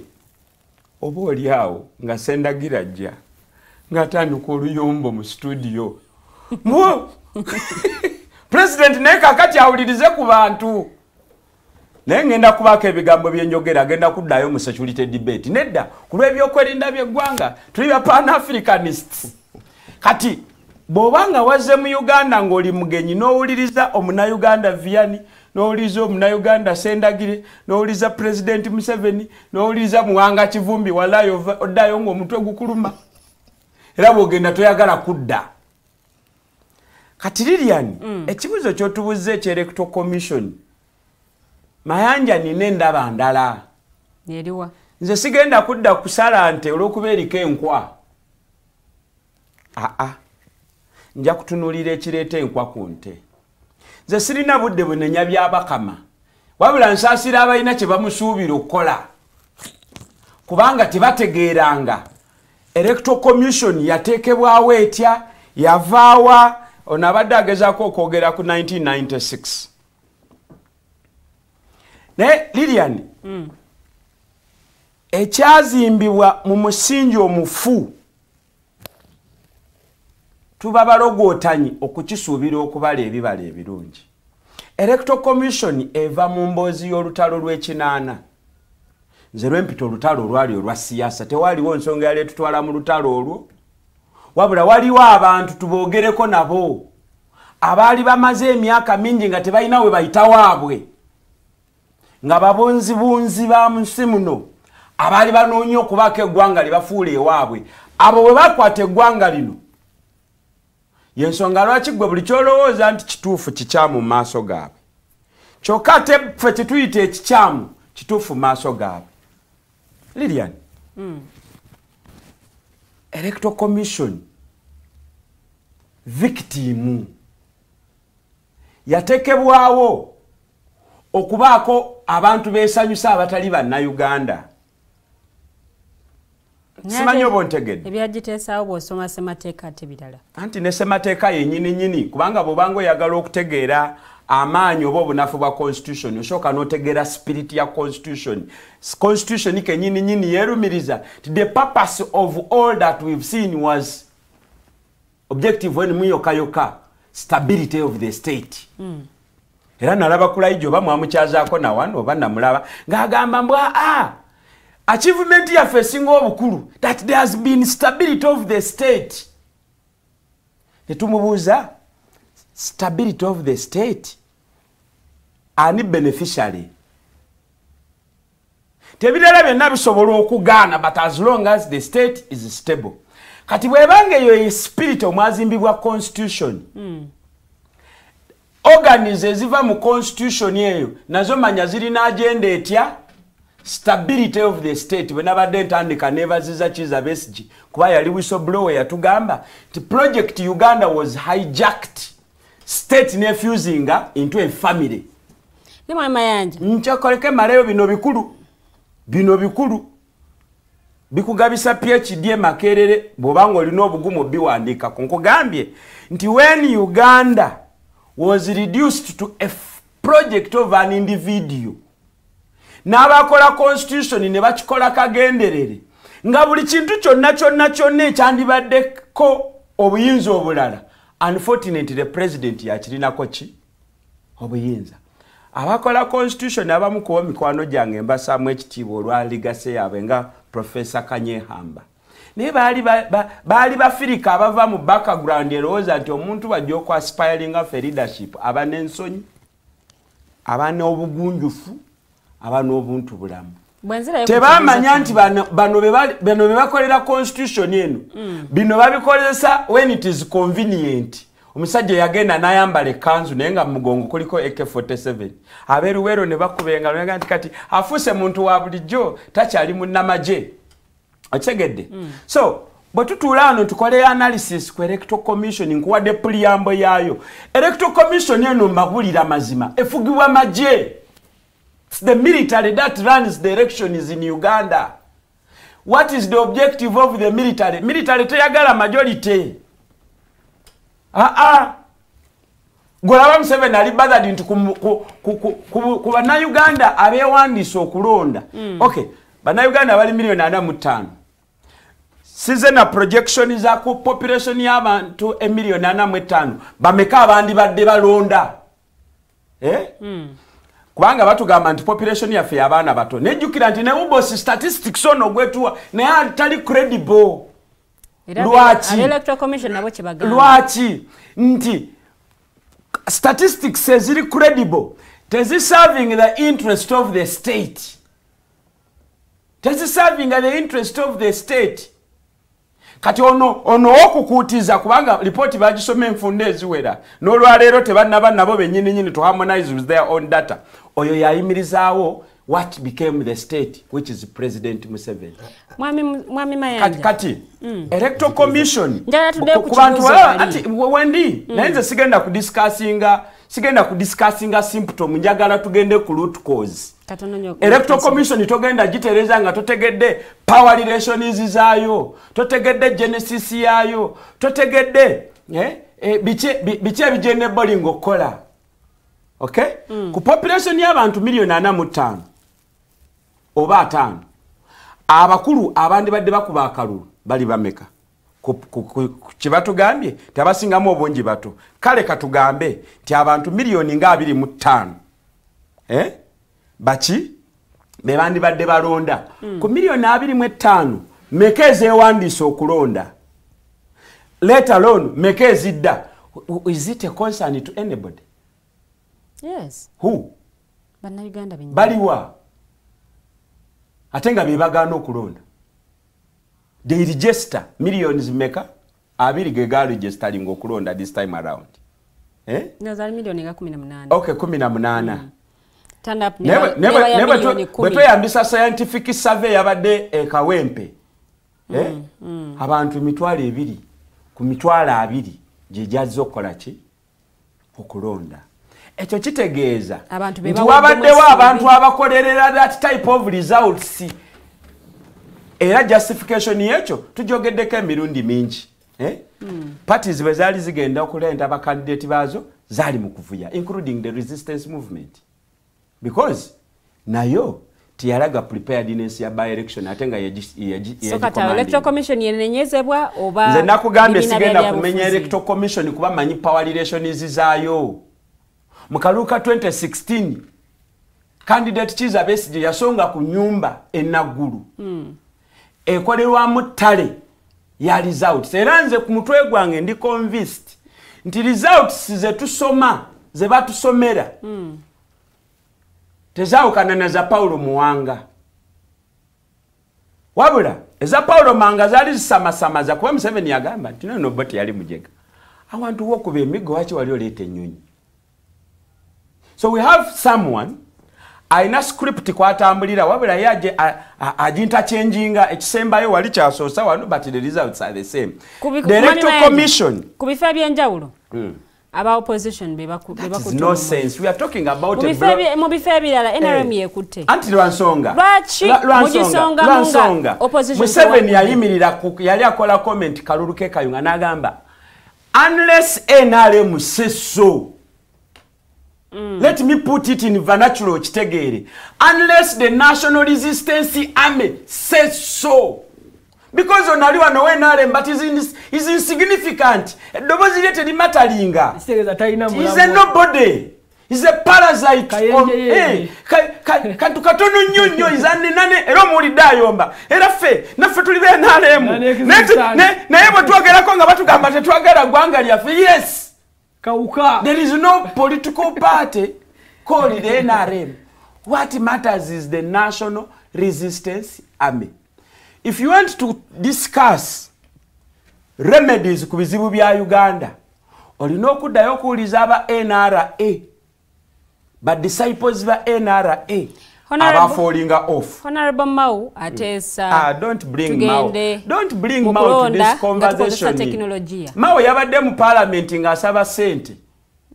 Naye yabadde mu ne vote mbu ekitongole ekiramu zigiriza balamuze kigaya kuyigiriza baland friends ngeri gye bakozesaamu condom. That is Mau for you. I don't want to waste my time on Norbert Mau Lwansonga. Kunongosereza amateeka g'ebyokulonda zayagala okubanga Mau ali kusuubiza forex bureau ebukunja. Mau is telling people abantu bebukunja ati ngenda kuleta wano forex bureau. Lwansonga Mau amanyi. Era ffe tuli sympathetic. Mau ali mu biseera bye ebituufu. Era alina okwogera ebyo ebisustaininga lifestyle gy'abeeramu olwaleero. Naye Mau akimanyi nti ekya digito ekya e-voting tekisoboka lwaki. Nti who qualifies to be a voter? A citizen. Yes. But we are in a country where citizenship expired and life goes on. Mau drives a vehicle of Ministry of Internal Affairs which I fund. But my national identity card expired. I'm not a citizen of Uganda. For your information. So I can't be an idiot. Okubanja electoral commission ebere better nga kaluluka aba citizens but our citizenship expired. Mwe bannansi temukyayagala genda kulonda. Okulonda kufulibwe kwa buwaze. Okulonda kujja Lwansonga kulina okuba ne product. Kulina okuba ne significance. Ffe tetwagala mulago. n'ekitutwala mu mulago kiri nti by probability bw'ofuna attention owona. By probability bw'ofuna attention okola ki? Owona. Naye akalulu ka Uganda tekalina makulu at all. Kogenda kwetaba mu mwaka. Yes, lwasonga nakugambye. We can't give up on Uganda tetulina gwanga ddala. Bano bavyeni balina ogenda mu parliament oba kwekuba ngumi bazeekube until some idiots get some sense. Kampulireko okuva omwami Muwonge, Vianney mwami Muwonge. Akalulu kafuulibwe kabuwaze eri buli munnansi nga honorable okupa bw'ateesa. Mayanja nyumidde nnyo era mayanja nanzijukiza embalasi kasita agambye abakulu abamu insignificant, they are useless insect. Nanzijukiza olugero olumu. Is that allowed on this show? Olunaku lumu. Just asking. Olunaku lumu. Is that allowed on this show? If it's not been put it right. I just beg. Such language is wrong. Olunaku lumu empologoma zaali zigenza okuyiga embalasi. Bwe ziyiga embalasi nga zimaze okugikwata empologoma emu n'egamba ate tumulya tumubeezeewo bubeezi. Era embalasi n'ebeerawo nga tebagiridde ne bagimanyiiza nti efuuse munne waayo. Naye ebisolo biri ebyali bitegedde nti embalasi ekwatiddwa. Embalasi bwe mala okubeerayo akabanga nga tebagiridde nga bagita. Bwe bagita neddayo mu nsolo endala. Bwetuuka mu nsolo endala, ensolo endala ne zeewuunya. Bwe zeewuunyira ne bagiwa obukulembeze. Ne bagiyita nti embalasi yali efuuse nzira. Waayita ebbanga empologoma ziri eri zajjanga ne zikyala. Naye embalasi eno buli nsolo bwe yagigambangako ku exercise zaayo ng'ekuwaayo eri empologoma. Kitegeeza baali basse omukago. Naye ate n'embalasi eno yalowooza nti efuuse omu ku bannaabwe. Kyekiri eri. Oyinza okudda wano n'olowooza nti oli of significance naye ng'oli of insignificance. Ekifaananyi ekisinga obukulu kyekya Uganda ey'awamu, kyekya Uganda ennene gye tuli okuzimba, Mayanja byabadde ayogerako. Nze siri omu ku abo abaga nti okulonda kuteeka kubeera kwa buwaze. Nze ekyange ngamba nti it should always be a process. Tutandika okuyigiriza abantu amakulu lwaki abantu bagenda okulonda. Era babazza okuba akalulu kaabwe akatini. Ebyo ebirowoozo byabwe n'okwagala kwabwe kubeere of significance kureflecting nga Mayanja wagambye. Era bwe banaasalawo ne bagamba nti Vianney tusazeewo yateeka okubeera pulezidenti w'eggwanga lino eno. Era ne mbakulembera obubi. Nabala bajja kugamba katugende kubanga totukulembedde bulungi tujje tukuggyeko nga tuyita mu kulonda. Naye gwe okulowooza nti ogenda kukaka bukasi bantu kugenda mu kyepukulu nga tobabuulidde ensonga lwaki bateeka okubeera mu kyepukulu. Okukola amateeka amangi si ge gagenda okugonjoola ebizibu bino. Kyova olaba ojja kutunuulira amawanga nga Amerika, ojja kulaba amendment bakati bali mu amendment yakumeka. Entaputa y'emateeka tekyetaagisa bingi. Naye bw'otunuulira tulina ekitabo kiramba. Buli kintu twagala tukyogereko, buli kintu twagala tukyogereko. Tuzzewo enkola eya conscious ne moral sense. Abantu babeere n'ebyo ebibatwala. Lilianize ekineeraliikiriza kati kankikubuulire. Mu kalulu akaggwa okusinziira ku Electoral Commission yatulaga nti Mwai Museveni yafuna 53%. Netulaga nti Kyagulanyi yafuna 35. Naye obadde okimanyi nti abo abagenda ne bakuba akalulu ne bakakuba nebeera invalid baali basinga candidate owokusatu Oboya mu Riyadh. Kino kikulaga ki? Abakola ki? Invalid votes bwasinga obulubwa Amuriat Oboy mu Kalulu. Obululu obufu. Bwasinga Oboy. Nekitegeeza ki nti bana abantu bagenda okulonda nga bo tebaali nga bali abasigala ewaka. Bano bewaliriza bajje ku bye batategeera. Lilian ekirala ekyokubiri. Bw'otunuulira abantu abataakuba kalulu basinga aboyo gwe baalangirira. Nekindeeta ku kibuuzo ekisinga obukulu nti abo abaasigalayo mayanja baali balowooza ki? Twali tubaddekawo ne tulowooza ne mu kalu ke twakavaamu akannalukoola abo abatajja kulonda baali baagala ki? Oba batunulira bakandidenti bonna nga temulimu kandidenti waabwe. Oba lwakuba akalulu kaalimu emivuyo. Anti ebyo byonna bituteekwa okubya addressinga. Tetupapa bupappi kugenda kukola teeka kuga nti gudi yayogedde. Simbawo nakati. Oluvannyuma lw'akalulu ka 2021 Electoral Commission yali ebaddeko ne engagement ne public ku mutindo gw'akalulu 2021 nga tusinziira okwo ku projecting aka 2026. Kyali kibaddewo? Tubadde n'omukisa nti buli we tugenze nga mu kulonda abo abatamatidde n'ebyo bigenze mu kulonda babadde baddukira mu kooti. Yes. Naye bwe babadde nga baddukira mu kooti kooti zonna zisabye nti amateeka gano bagende bagakolemu amendments babeeko bye batereezaamu. Twagala okwebuuza bikoleddwa era bwebanga tebikoleddwa baani abateeka okubiteeka mu nkola. Awo nja kwebaza opposition eyali ekulemberwa ebiseera ebyo yali ekulemberwa Winnie Chiza.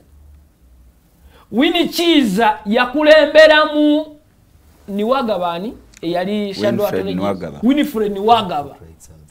Ne baleeta amateeka ne baleeta biiru ebirowoozo nga basinziira ku nsalawo kooti enkulu bye yali esazeewo mu misango gyonna egya Kizza Besigye versus Museveni ne guno gw'Ambabazi.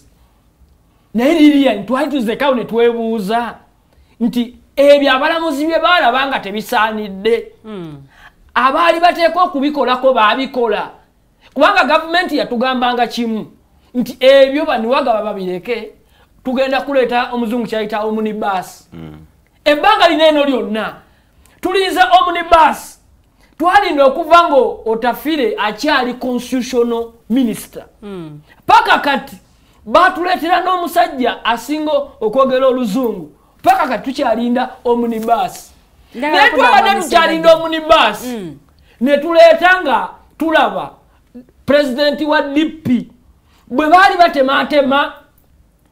batemaatema budget balaba ngo okuyigiriza abantu abakolera mu ministry ya justice nti ekikulu kyali kyakwambala condom nti bagenda okukizuula abakozi abo baali tebamanyi kwambala condom bazambala bikukujju era nga bazambala bukukujju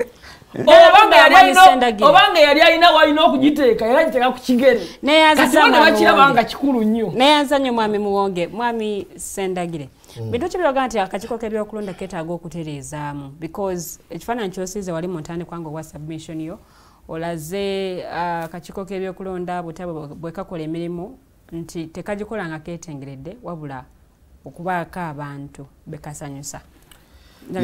Okusookera ddala akakiiko k'ebyokulonda kajjayo nnyo the key elements of democracy.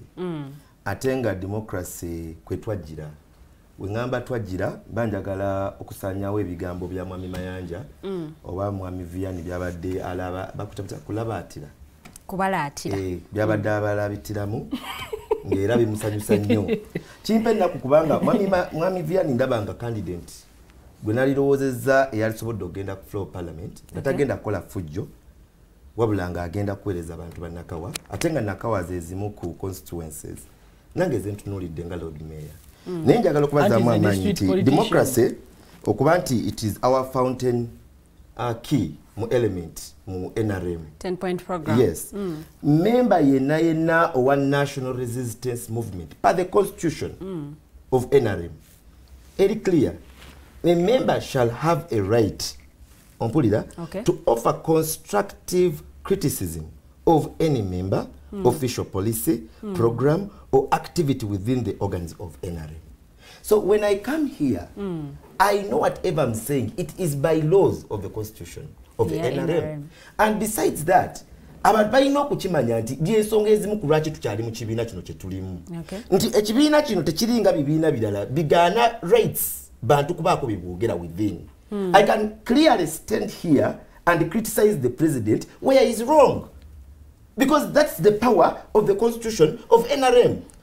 Ate nekirala nti NRM eringa busiraamu, obusiraamu tubuyingira na shahadu kasita obwegaana ngera obufulumi. Kakati ebbanga lyomalanga you a member of NRM, you are. Wembanga sinajega nako I am a member. And no recho mwami mayanja NRM buli muntu aba significant. Tetuli biyenje. I think I'm clear. Good. Now, no. Kadeka mwami sedagire ngenda kuwa kadeko. Ngenda kuwa kadeko. Buli wetuga wano ne twogera irrespective of the part of muntu javaamu. We are speaking Uganda. Uganda now, Uganda tomorrow, Uganda in future. Okay. So we don't come here to waste time. We are not. That one I'm clear. We are politicians and our credibility cannot be matched with those that are already existing. Nti ogenda kugeresa Sendagire wafanana nabo bomanyi mu mutwego. Nze bampita Kasirye Sendagire Muhammad ngenda kwesimba okuba Lord Mayor bwaki n'ekibuga. And that is my line. Today, tomorrow, and in the future. Okay. So, tongerese ganya na gumanyi. Nze yenze. That is it. Kunsonga ya Electoral Commission. Tulowooza nti tujja kuyimirirawo. Fabamu abakyasobola. Tujja kuyimirirawo. Era nga tujjukiza nti Electoral Commission erina okubeera more transparent. Erina okubeera transparent enough. Erina okuleetera bannayuganda okuddamu okukkiriza kinajjanga bannayuganda ebibatawanya mu kiseera ky'okulonda. For example, bannayuganda baba bakwata Electoral Commission eveeyo ebeera independent, ebeereko statement gyekola ng'eri clear. Ntegerekeka. Kubanga weenaabanga ekoze ekyo kiba kitegeeza nti ejja kuba ejjewo kiri eri ekyokubanga abantu bawulira tebali, democracy asobola okwogerwa bulungi kubanga even n'ekitongole ekirondesa kirina ki statement gye kikoze. Naye Electoral Commission okusirika nga ffenna naffe abatali ba Electoral Commission tukimanyi nti waliwo spaces kati bano mu Kampala ababaka ze bakozesa okubba abantu ze bakozesa okubba akalulu oli n'akunagulireyo nga abantu bavuuvuuma wali ekololo babbirawo wali ku UBC babbirawo wali ku gundi babbirawo n'owulira nga bannansi bennyininyini bakuwa positions leaking of votes bwe zibeera and Electoral Commission sits down ku ssente z'omuli w'omusolo eziri mu billions.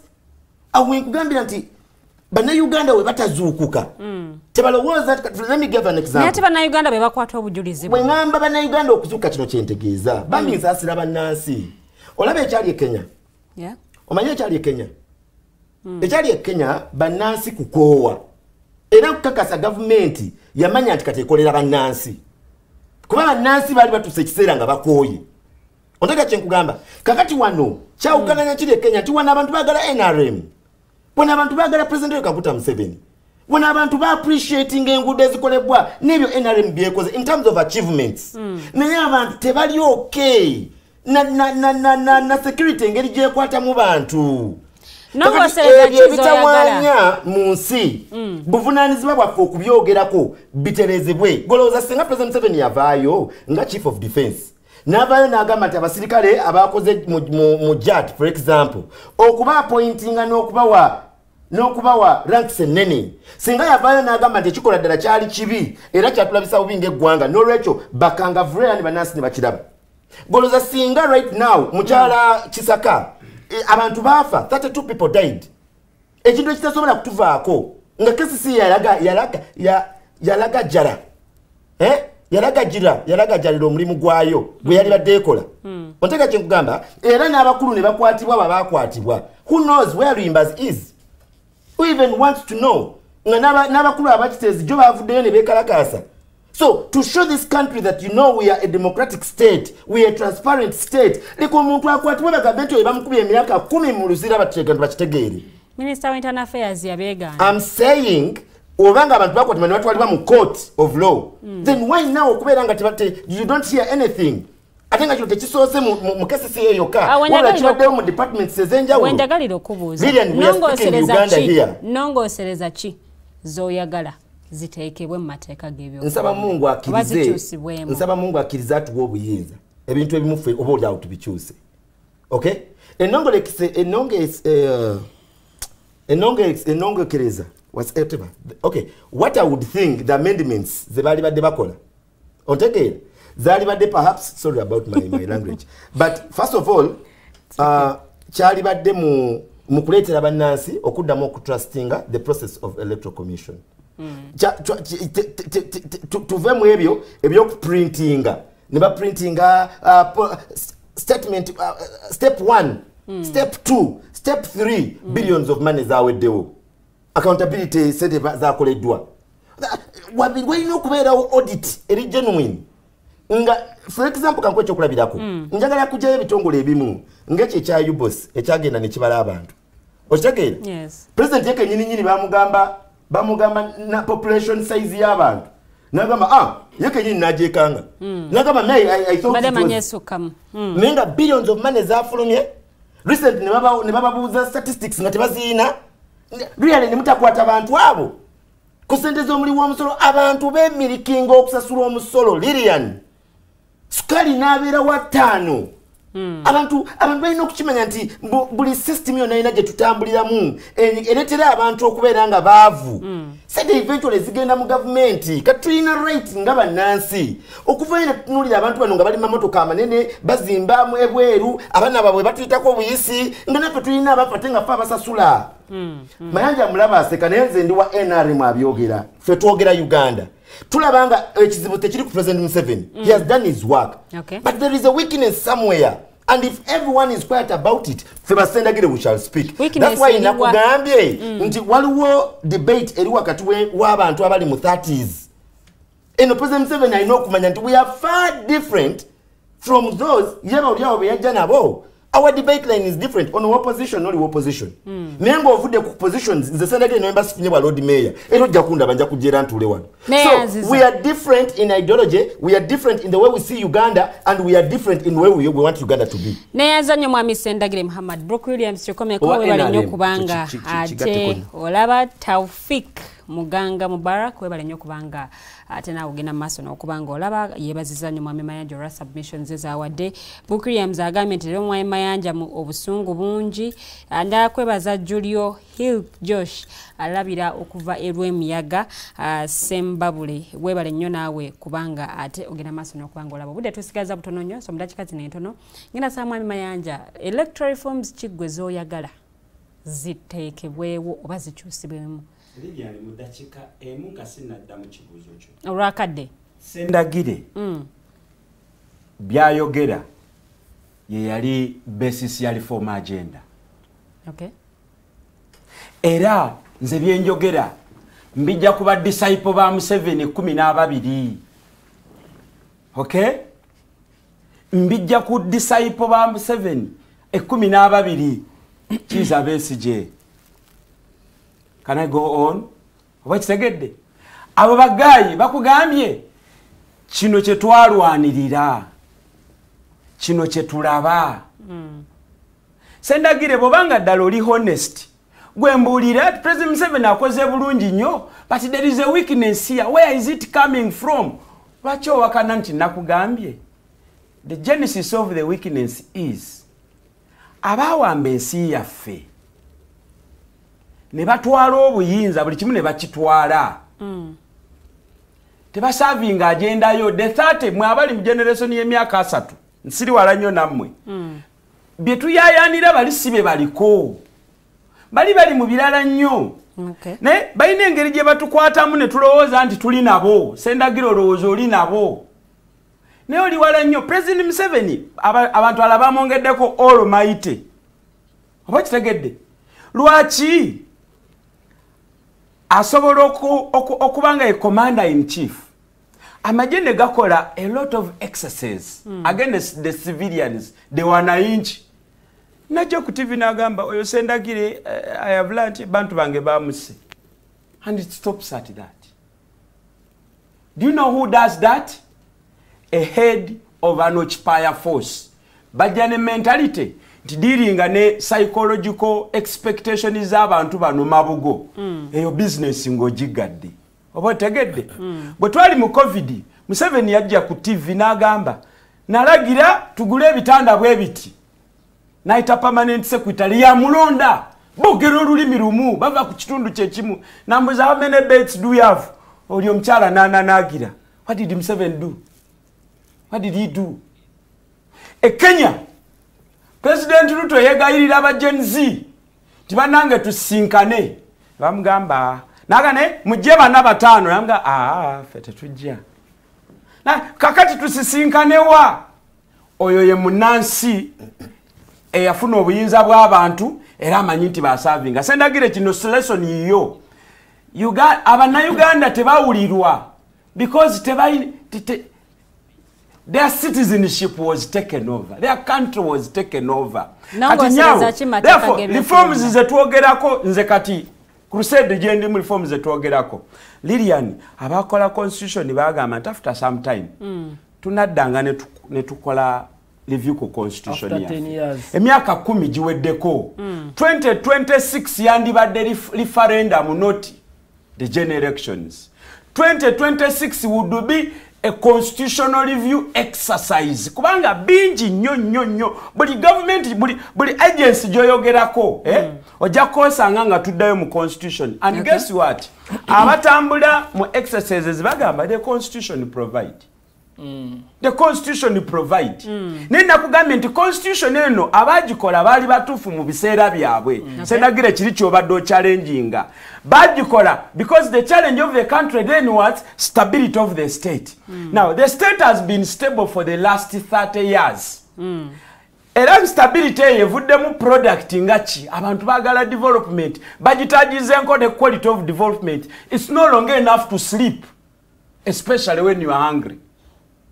Tosobola kujja tugamba abaana bayingidde mu UPE bali emitwalo bwegiti via abali enrollment mu 1962 kati olwaleero Basendagire bakubuuza quality of that education but the president tasobina kyasobola kola because the constitution gives him everything to control kyokka ekibi akaddiye okiwulira akaddiye n'olw'ensonga eyo Sendagire tukusanyukidde mu crusade tukusanyukidde mu crusade abanata Sendagire tejja kuba order ya president abanata Sendagire bajja kubeera aba batagala abagenda okutta Sendagire ye General Yoweri Kaguta Museveni kwa commander in chief of all armed forces oba kiwulira era bagenda okutta Sendagire agenda kuba president Museveni kubanga ya appointing era ya facilitating your intelligence organizers zino okunoonyereza ani akusakutidde kyakusitiddewa era president Museveni yalonda abalamuzi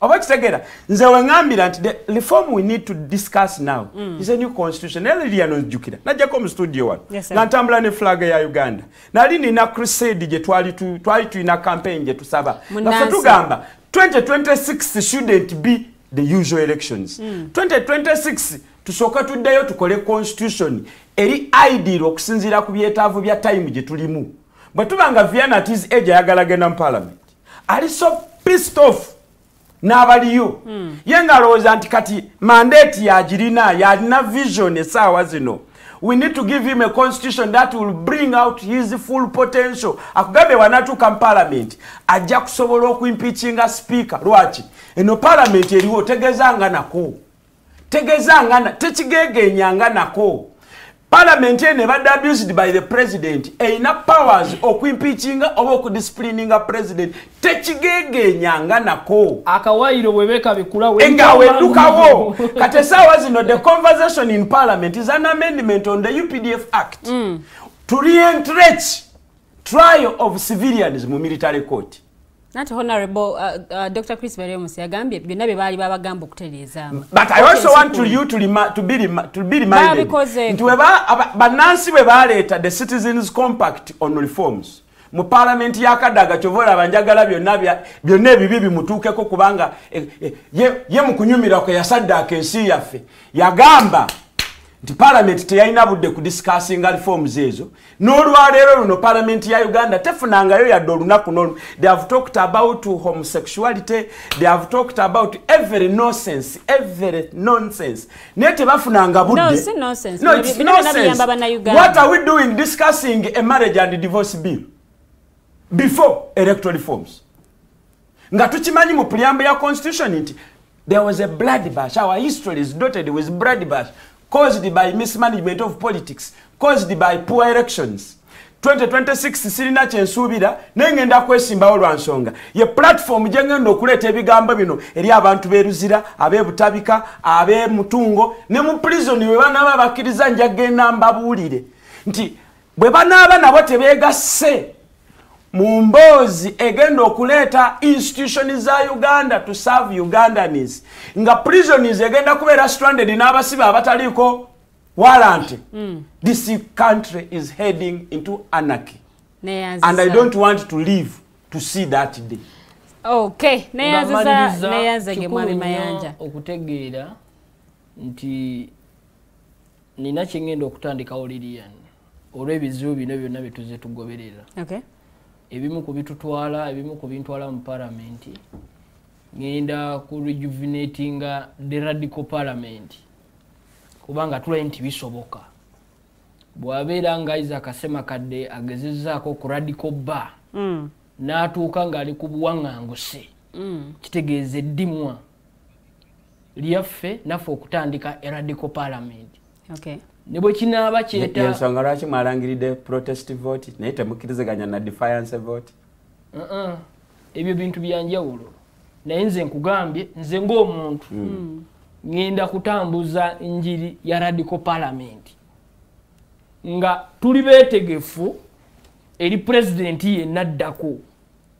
Okay. Bw'abeera nga Kyagulanyi yaddako, bw'abeera nga ani addako, kubanga Lilian amateeka gano ebimu ku bitutiisa bwe tulifuna omukulembeze ate omulala ng'ebintu ebimu bino tetubikyekinze tuyinza ate okufuna omubi asinga ku ono. Okay. Neyanzege Mwami Muwonge Vian nkankwe sekende mu gusiibula busiibuzi. Yes, siyinza kusiibula nga soogedde ku kabaka wange. Okusookera ddala njagala okwebaza abatusobodde okubanga batulaba n'abataddeko data waabwe okutuwuliriza. Kasirye Sendagire Muhammad waliwo n'abafaanana nno bangi mu NRM. Abalina obusungu. Buno siba busungu. Buno kuba kwogera eri ggwanga eri Uganda gye twagala engeri gye naafaanana. Olaba n'enkola eya opposition eno ey'okwevuma simanya gundi simanya biki si eggwanga lye twalyagadde. Twalyagadde tufune discussions eza kisajja kikulu eziyina we zitwala Uganda rather than okubeera n'embeera efaanaganako bweti. Neyanziza Kasirye Sendagire Muhammad owa NRM agenda ddala okujja kuwa Lord Mayor wa kino ekibuga kama mbaya nimbaya kegwake ketonye Ssaabasajja Kabaka Wangale ne Nnaabagereka agereka Obuganda. Mbagaliza akawungeza akalungi timu gyenkoza nayo mwebale nnyo mwebalire ddala tusinkane omulundi ogujja mweraba.